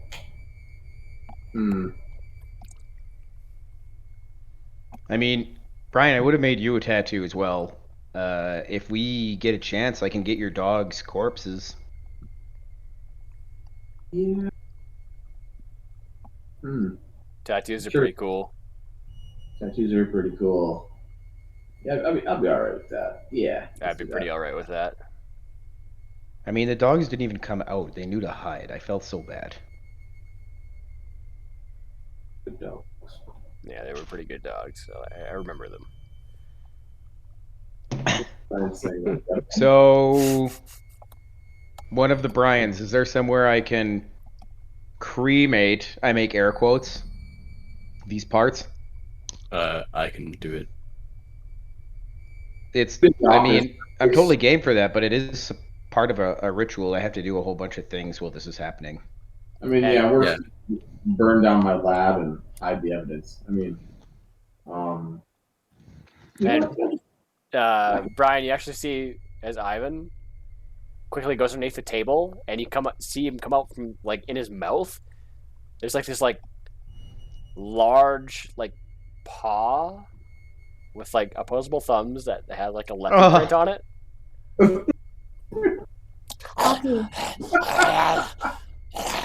Ivan. And he rushes underneath your bed, and you just hear like these munching sounds. But yeah, you know what? Light the whole place on fire. You do you, Congar. Whatever you need. Yeah, it's probably time. We'll just, clean everything, quarantine. Congar just shrugs, continues to. What do you mean by quarantine? And Brian looks over at Brian. Congar gets his little stack made, his log cabin. Okay. So, nope, not gonna risk it. And then he grabs a piece of wood and a piece of string, and he makes the bow style, and he's doing everything the natural way. And except he actually uses the palm of his hand to instead of having like a rock, he's actually using the palm of his hand as the brace for the wood as it's spinning. So you smell a bit of burnt flesh, and you see Congar sweat a bit and kind of cringe. Is he trying to cast, make fire with his wooden bow? Yep. He didn't think to just ask the mage who shoots fireballs out of his hand? This is part of the ritual. You didn't think to ask the fire sorcerer, who literally his whole thing is fire? I stopped for a second and looked, and then I don't want to. I need to do this the right way. This is how we do it. I'm not going to change the ritual. Shimmer deserves the full ritual. And I go back to my mucking around and burning my hand, slowly boring a hole through my hand. Okay. All right. While he's doing that, I'm going to casually start looking around the room. In what capacity? They just let something slip, and I'm suspicious of all the shit that's been happening in this room. Make an investigation check. It's gonna be a high one. I'm going to, before I start... I will say it will be a hard DC. Alright, well... He did go. I don't have a really high investigation, so... You look around and it's weirdly spotless. You find a book on, the ABCs and 1, 2, 3s of spellcasting. And as you look underneath the bed where Ivan is, you just see him cough out a bit of a hairball and stuff it back in his mouth and just eat it back. Yes. That little fucker. What you eating there? Meat. What kind of meat? Meat. Fleshy meat. Come on, you can tell good old Atesh. Good old Uncle You see the other Brian by the door kind of come over alright, that's enough questions now. Let's just let him be relaxed because he's been really stressed out and he needs to have a nap, right, Brian? Yeah. Are you hiding something, Brian? Of course not. No, of course not. Insight check. The giant litter box in the corner? Yeah, it's a big old litter box. Make an insight check then. And Brian, make a deception check. That's fine. Emily, roll it. I am, just a second. Yep. Now look at your stats. Actually, I can just roll it for you. Yeah, roll it for me. Yeah, where is your character sheet? Right, oh, there you are. Character and core and oh dear, what was that one? Oh, you sense that he is 100%.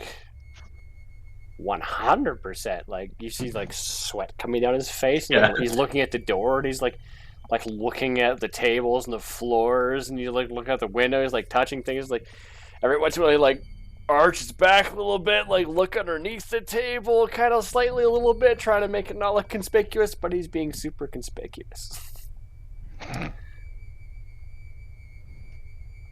I just kind of tilt my head and be like, what aren't you telling us, Brian? And everyone should be able to hear this. I'm not keeping it a secret. Yeah, Brian's over there. He hears it. I hear it. So bad. I don't even know what to say. I don't even know what to say.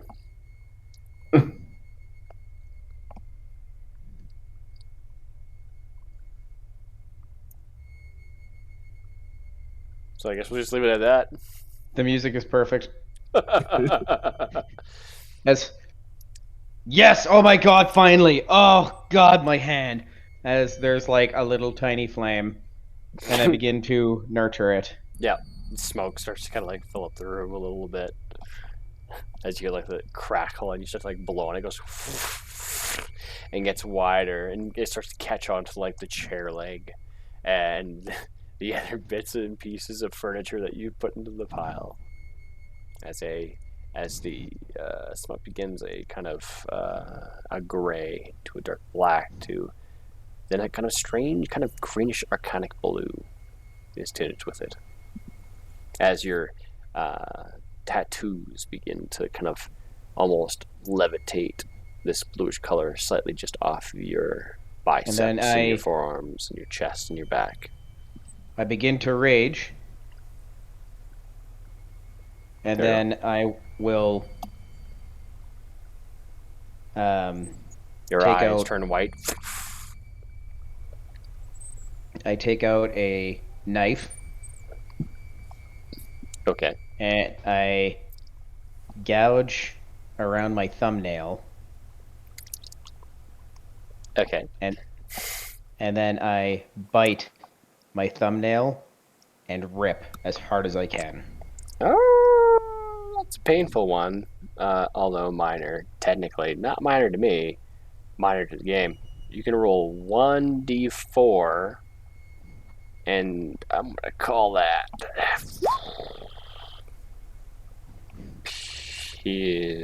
slashing damage. Disgusting damage. So you take 1 slashing damage. As you rip off the nail. And the blood begins to seep from your thumb. And everyone watches this. Brian's unfazed. Jen is probably like half asleep in the corner. And completely asleep. Ivan kind of runs over to you, like just like looking at your thumb. He tries to like climb up on you and like grab where your thumb is and just like start licking it all off. I cup my large hand over his face, pick him off of me so his legs are dangling.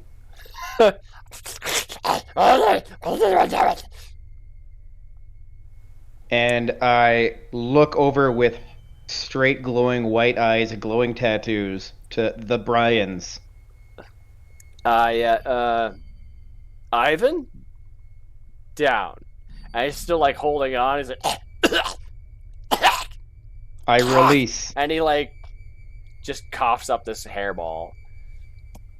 And he skitters underneath the bed. And then I,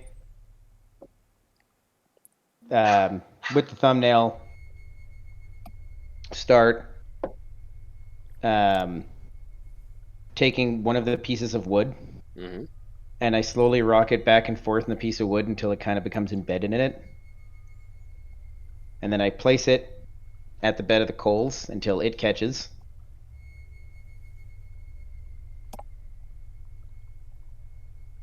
And then I continue to wait and do chanting. And whoever else wants to do something, I'm literally just doing that for a few more minutes until I get hot-ass colds. What is your end goal?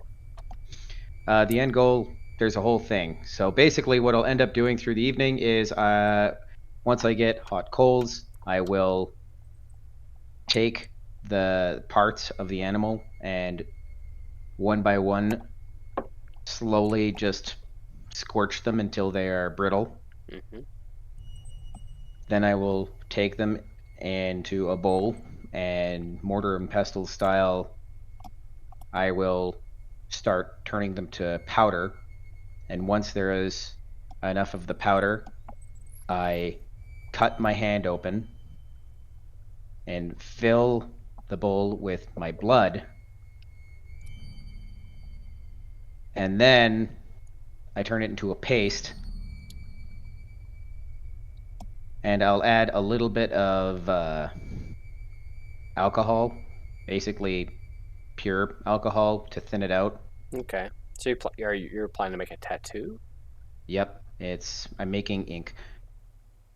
Okay. Really, really rudimentary caveman ink. Gotcha. All right. So you're taking a fair amount of time to do this. This is probably going to take the better part of 10 hours. Okay. So you're fully concentrated on this task at this moment. What are the rest of you guys doing in this area? Oh, I'm gonna keep pushing Brian. Push away. Yeah. What are you hiding? Unmute. You're unmuted. The other Brian comes around to. And then I walk away. You walk away? So I'm not gonna lie to you.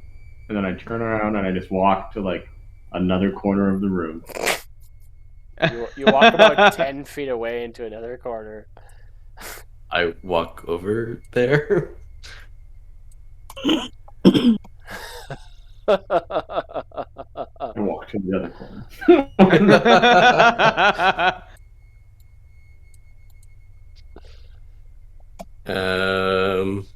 At this point, I'm literally just avoiding him. Yeah. I don't see Is there anything? Is no one else gonna do anything? I'm completely concentrated. Ramal's there, Jen's sleeping, I'm Adno's sleeping. there. I'm sitting on top of a table, like grinding stuff in a pestle and just like watching all of you going, huh. And Alright, they call me fucked up. I'll put you on that table over there. And they call me fucked. Nice.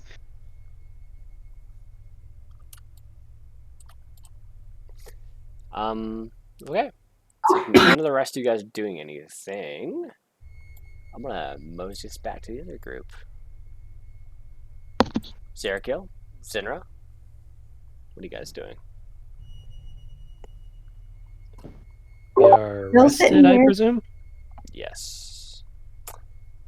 At this point, I've rested. Fully rested? Yes.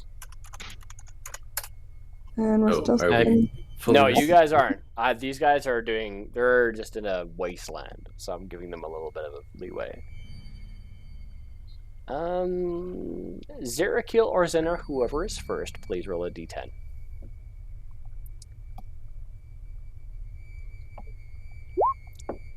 One. Please roll a d8. Thumbs up, guys. Roll a d8. Yeah, either. 6. 1 and 6.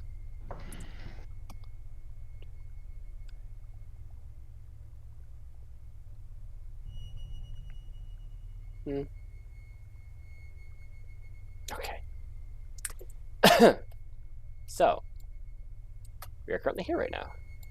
And Agak just like he just kind of gets up a little bit and stands up and like doesn't look at any of you guys, but he looks all around like you're not there.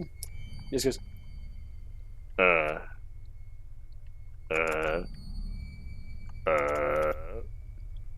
just starts walking away in the distance. What the hell?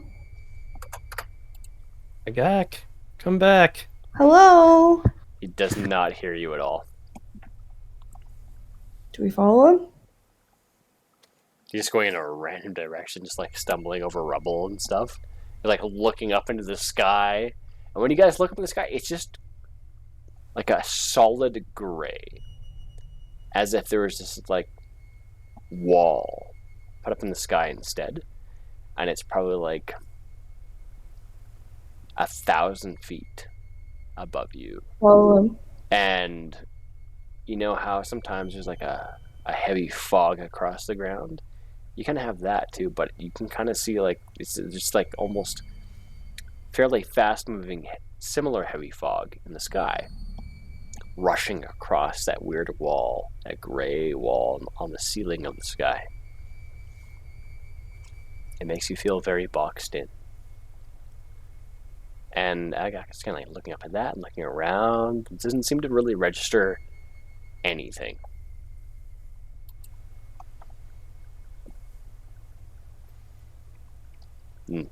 Syndra's kind of like, hey, where do you reckon he's gone?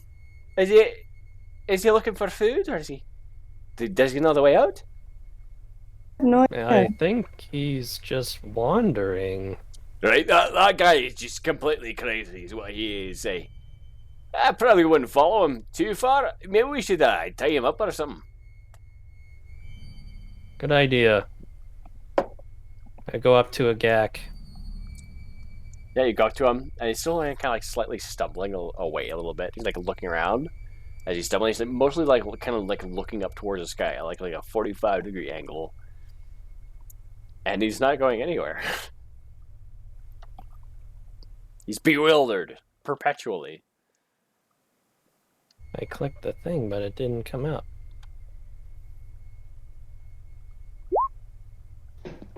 Okay. Sure.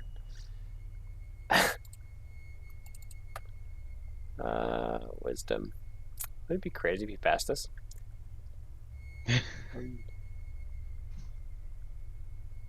+1.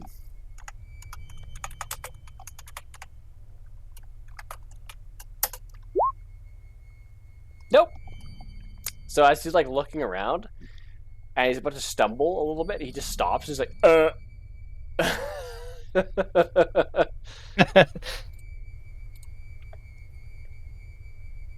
I take some rope out of my bag. Right, and you take his hands down, kind of like he's in rigor mortis. Like, takes a bit of strength. He's like,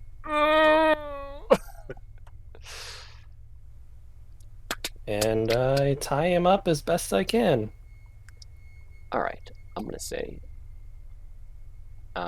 because we are not in a difficult situation, I won't make you make a dexterity check.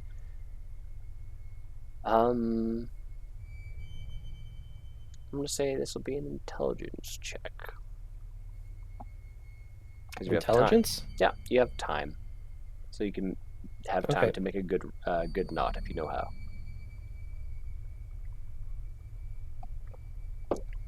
Let's go intelligence. Nope.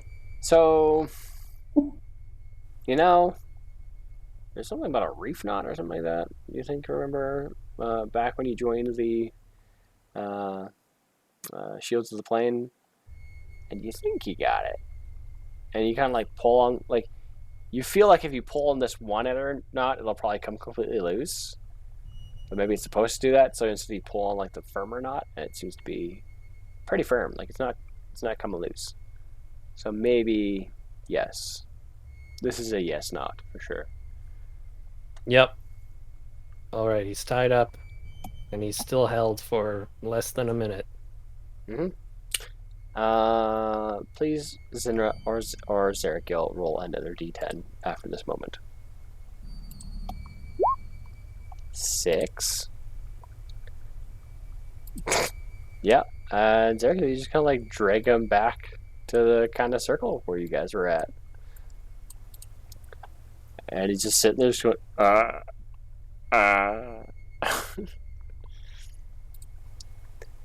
right.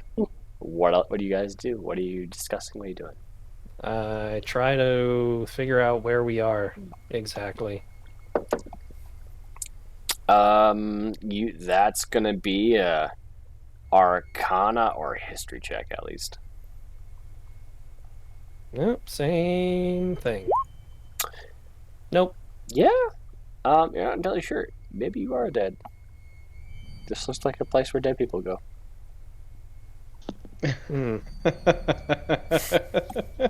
Zinra, are you sure we're not dead? I'm pretty sure. Here, I'll do a history check. Yeah, you gather that this is probably the ethereal plane. Oh, ding, shit. ding, ding. How the hell did we get here? Jesus. I hate planes like this. Okay. Well, if we're in a different plane.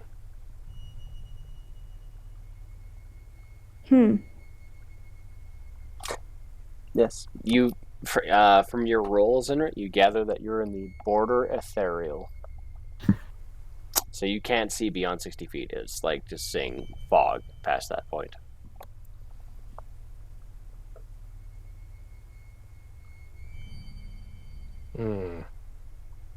I sit and think for a moment. All right.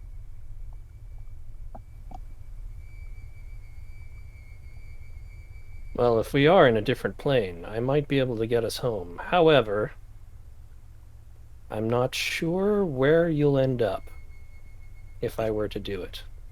Well, perhaps anywhere is better than here.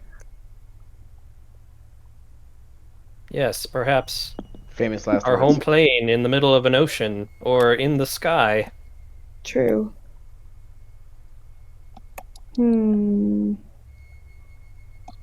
Or right where we were before. Don't know.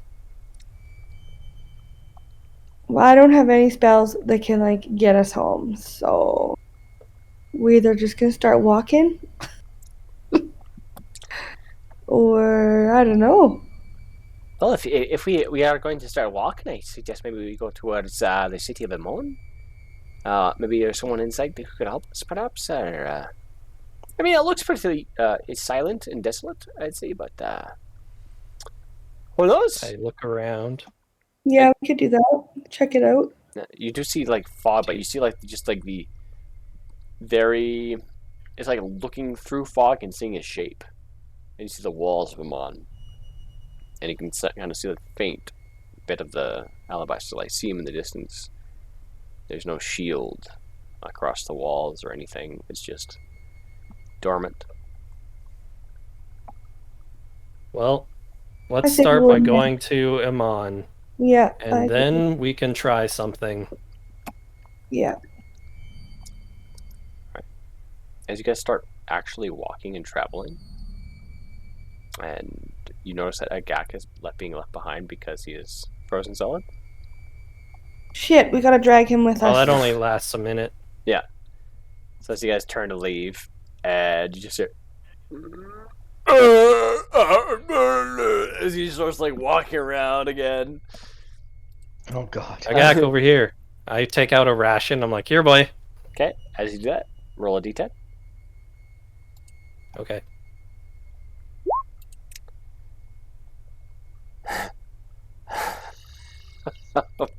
Fuck. So you pull out a ration, and you see his head just quickly twist towards you. He's like, and he sees the ration, and he starts getting a little bit closer, and he sees like dragging his greatsword behind him, and he just, as soon as he looks down at the ration, he's like looking straight down at it in your hand, and he just like quickly locks eyes with you, and with one hand just tries to crack you with his greatsword. Oh, guess the knot didn't work.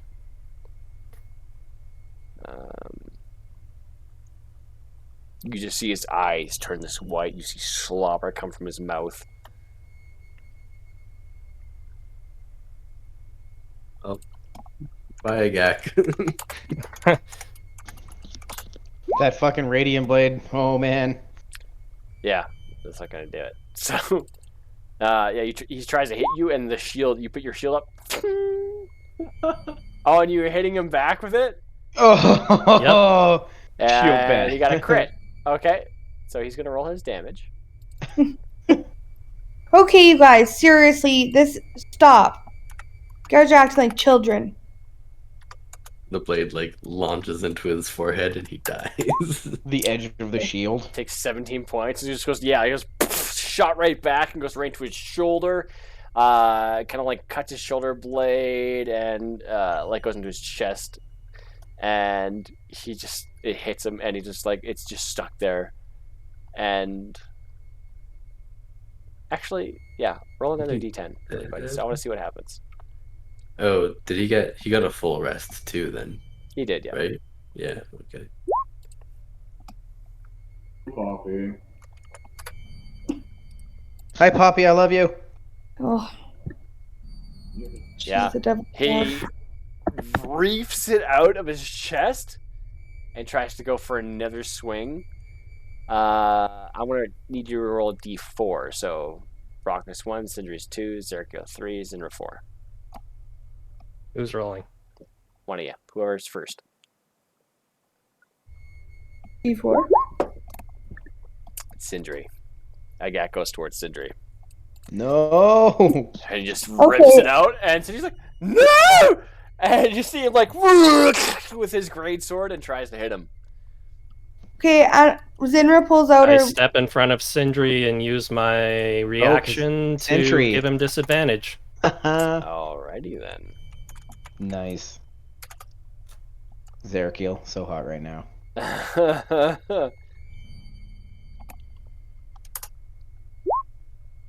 I mean, it doesn't need. Oh. No.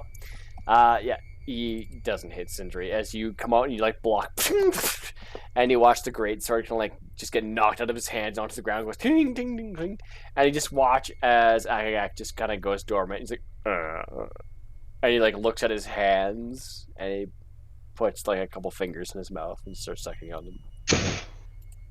This guy belongs in the Ogma box with that fucking dragon knife. Jesus. Like, okay, tie a rope around his waist. Let's get moving.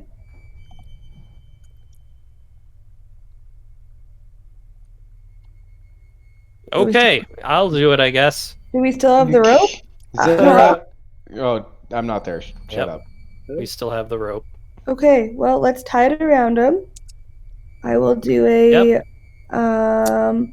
here, survival. Kind of know how to do that. This is survival. This would be more of a either more of an intelligence check than anything. Intelligence? Okay. Yeah. Well, I'll do that one then.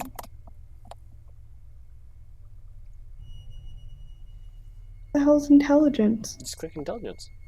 Oh, right here. Okay. So you wrap the rope around his body and tie it around his wrist real good. And then I grab the other end, and then we start marching. Okay. Yeah, and you kind of like had it like around his wrist and kind of like made a little bit of a collar so you can like pull the leash that's around his neck. Come on, puppy, let's go. Roof. Just kind of like starts making his way behind Shits his you. pants, you know. You guys make your ways towards Amon. Let's go to Amon. We're gonna bring the adult child with us. Let's go to Amon. You guys all start making your way slowly towards Amon. And as you guys do, and you're making your trek, occasionally as you're walking through, and now you see as the fog gets closer, you can't see past 30 feet. And as you continue on, and Zerkil, before you even leave the courtyard, you actually see, you can't touch it, but lying there in the courtyard is Morden's keg. So you know that's still there in the rubble. It's alive. Mm-hmm. As you continue on, though, you see that there are these many beings that are shuffling and moving, but they disappear just as fast as you see them, like little clouds of figures of people, but they appear to be undead. And as you go to approach, they disappear. As you walk away, they reappear, but if you go too far, they disappear again. Ghosts. It's like you just can't touch them, but there's so many, and many different kinds. You make your way towards the gates of Amon. You see they're closed. Need to blast those buggers open. There's a little we can do from here, I think. Hmm.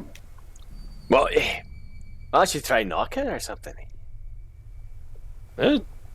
Yeah, we can try That's that. You go up to Can't the hurt to try. gate. Who's gonna knock? I'll knock. Okay. You go to knock on the gates. I was going to take my sword out and give it a good rattle, but JerryGeeVO can knock pleasantly. Knock, knock. That orc hangs out in you, even still. And as you knock on the gate, you see your hand go straight through the gate. All right, let's keep walking. Yeah. I just try moving through it. So as you walk through, and you guys, as you are doing that, you see on the side of the gate that you're on, there's just this horde of undead that are pushing up against the gate. They disappear as you go through. And on the other side, there's this horde of humans and half-elves and other people that are trying to, like, push against the gate. And many are up there with, like, spears and archers ready. Some are shooting down at the end on the other side. And then it just disappears again. We're definitely in heaven. We've died. Jesus. Have we? I don't know. Maybe this is hell. Or somewhere in between. Right. Such glass half full attitudes. I love it. Oh my god, hold on. Your JerryGeeVO. Your sword. Yes.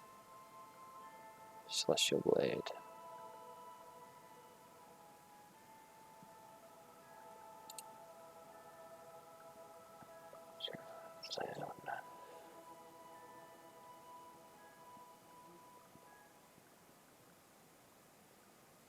Oh.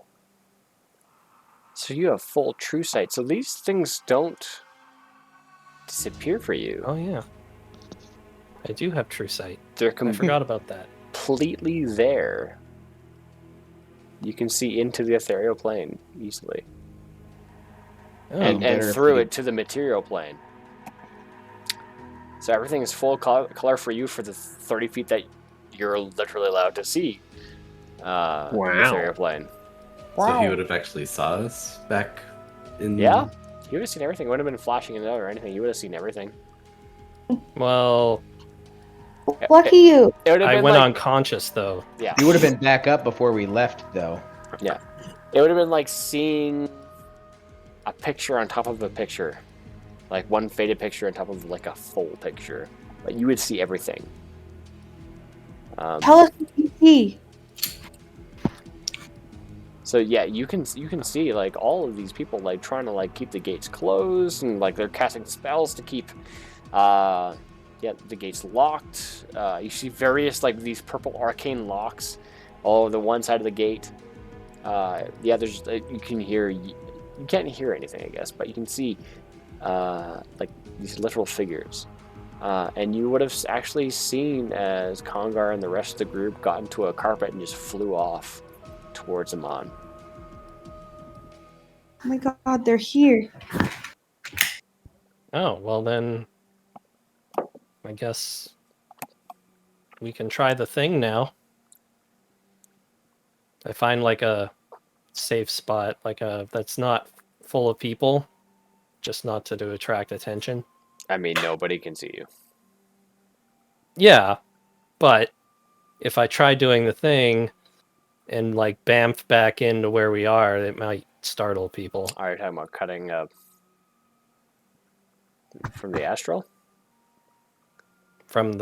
No, I'm not doing that. Okay. That's a bad idea. Let's go to frickin' astral plane from the ethereal plane. We'll find our way back. Because I didn't really know exactly what I still don't know what you mean, because like that's the only option I think you have.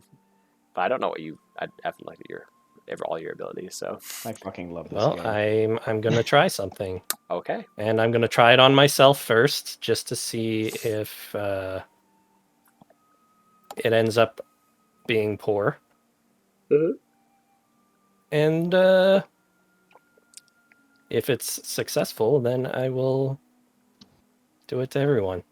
You know, beyond rolling an 19 or 20 to be just still on the material plane, to be on the ethereal plane is like the second best, I think, compared to all the other planes. Yeah, well, whatever Yes. happened to Ipkesh that time, that was pretty bad. He went, no, he was still on the material plane. He was in Tal'Dorei. I mean, he went somewhere, and then Just he was somewhere. an alcoholic. Yeah, he went to south. The deep south. Yeah, let's not do the Deep. joke again. So what are you doing? Okay. I'll say, everyone, I'm going to try something, and I'll be right back. Okay. And I cast Banishment on myself. Can you? Bum, bum, bum. Can you do that? Oh my god, that's so cool. One creature that you can see within range. I can see myself. I mean, yeah. You did let me curse myself, so. Man, I love when we think outside the box. This is I fucking also great. love that too. That's very fucking cool. So you obviously could just choose to fail your save, and at them 1 minute. Okay, hold on here. So I know if you can do it fully, it's permanent. Yep, and I'm just going to drop concentration if it works. I mean, yeah. Mm. Mm-hmm.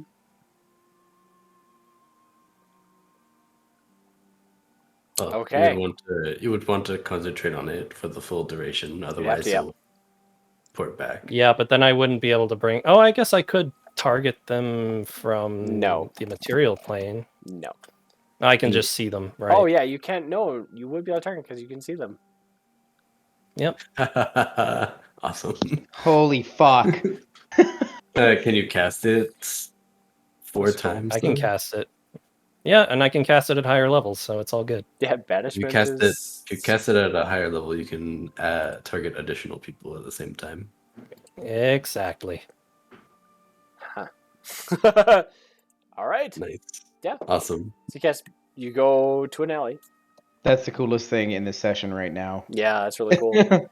And you just disappear from Zinra and everyone else's sight, and you're just back again in the material plane. Right where I was standing? No, you went to an alley away from everybody, so nobody would see you just appear as you had requested. Oh, perfect. Okay. I'll walk up to the rest of the party who can't see me. Yeah, so you come out of the alley again, and you see where everybody's currently standing is where it's a horde of people trying to frantically keep things from coming through the gate.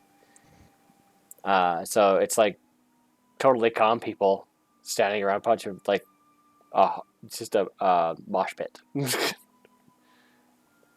Oh, he took everyone else with him. No? No, he's just testing it.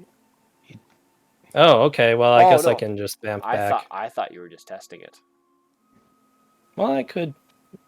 Well, now that it works, and now that I know I can see into the ethereal plane, then I don't really have to. Oh, okay. Well, if you're going to do that instead, then. Yeah. Are you doing it in a private area, or? Yeah. Okay, so you bring her over to an alley, and then bamf everybody back into the material plane. This is so fucking crazy. And there's really no reason for you to have to make a concentration check because you're not in battle and nobody's gonna screw you. Actually, yep. Oh, does it gag? I can only. Yeah. I'm gonna say roll a d10 there, buddy. D10. Just leave him. You'll find him eventually. We can get him back. He doesn't do anything. He just drools and pees himself. He can't hurt anyone there. I also would like Zerico specifically to roll a d100. Okay. If you roll 10 or under.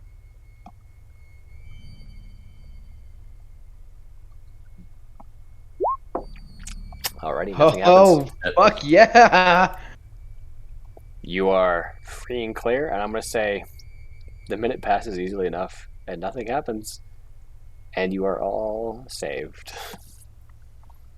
Well done, Zerakiel. That was so fucked.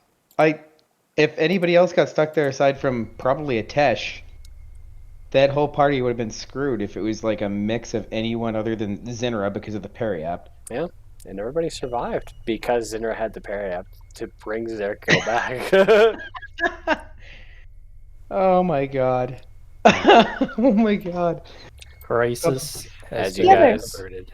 all Fuck this stand in the erudite quarter as chaos ensues, and the rest of you are within Brian's lap as he sweats nervously, awaiting an arrival of guests. We'll end the Congar. session. Congar's like,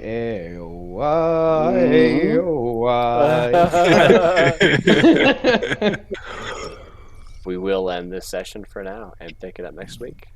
Return to innocence. But now you know who the Emerald Sun is. Motherfucker. No. Like, did you actually have the character made back when we went through that lab? Like, if we chose to go through the labyrinth of acid? I swear to God, it was like pulling teeth to get that done. So was he made when we went through there? Would we have actually met him? Yes. Fuck. God damn it. Like ages ago. I don't even think Zinra was part of the group yet. There was lots of foreshadowing. Jamie, There was I even love... a signed note. Oh, Yes! Oh, I can do that now! Thank What? you for bringing that up. what now? The one that Brian read. Where the hell is that thing? Because Brian can't pronounce it properly. Yeah, it's so hilarious. I gave it to you entirely, and he could... The Elvrini? Well, I can't say shit. Congar can't read or write. Okay, hold on. Edit. And... all players. Save to the players. This is what he read. What the fuck? Okay, make this bigger. There we go. The days grow colder. Candlelight offers me both light and warmth. As I wander the halls of houseless... Houseless, forsaken fortune. Spirits taunt me from the shadows every now and again. They whisper, Halthus, Halthus, the old man is dead. I tell them long dead. Thankfully, an abundance of wine I found near his coffin fill me with... What the fuck? The nerves? It looked like Wevers. Which is great. Right? Because he's supposed to be handwriting this. Yeah. To keep studying, to keep searching. I've discovered a frigid draft near the Baron's coffin. I will investigate this tomorrow. Perhaps I will finally find the hand of the Whispered One. Then I can finally leave the company of spirits and a terrible assistant. Oh my god! Fuck, he was there too. Son of a bitch. We've been following this son of a bitch this whole fucking time. Brian was like, signed Elvrini? Yes. And now Brian's gonna go work for him, or maybe, I don't know. He's pretty pissed now that his dogs are dead. Brian, come join me. We've got cat girls. Oh, fuck. But yes, So bad. we'll pick it up next week. Is he still there? Oh yeah, he's with Annalie. It's just because they're drinking. If you're looking for some fun, fast-paced and light-hearted adventures, seek out none other than the disastrous but well-intended Professor Humbert Drumsley in his glorious 5e Adventure Codex.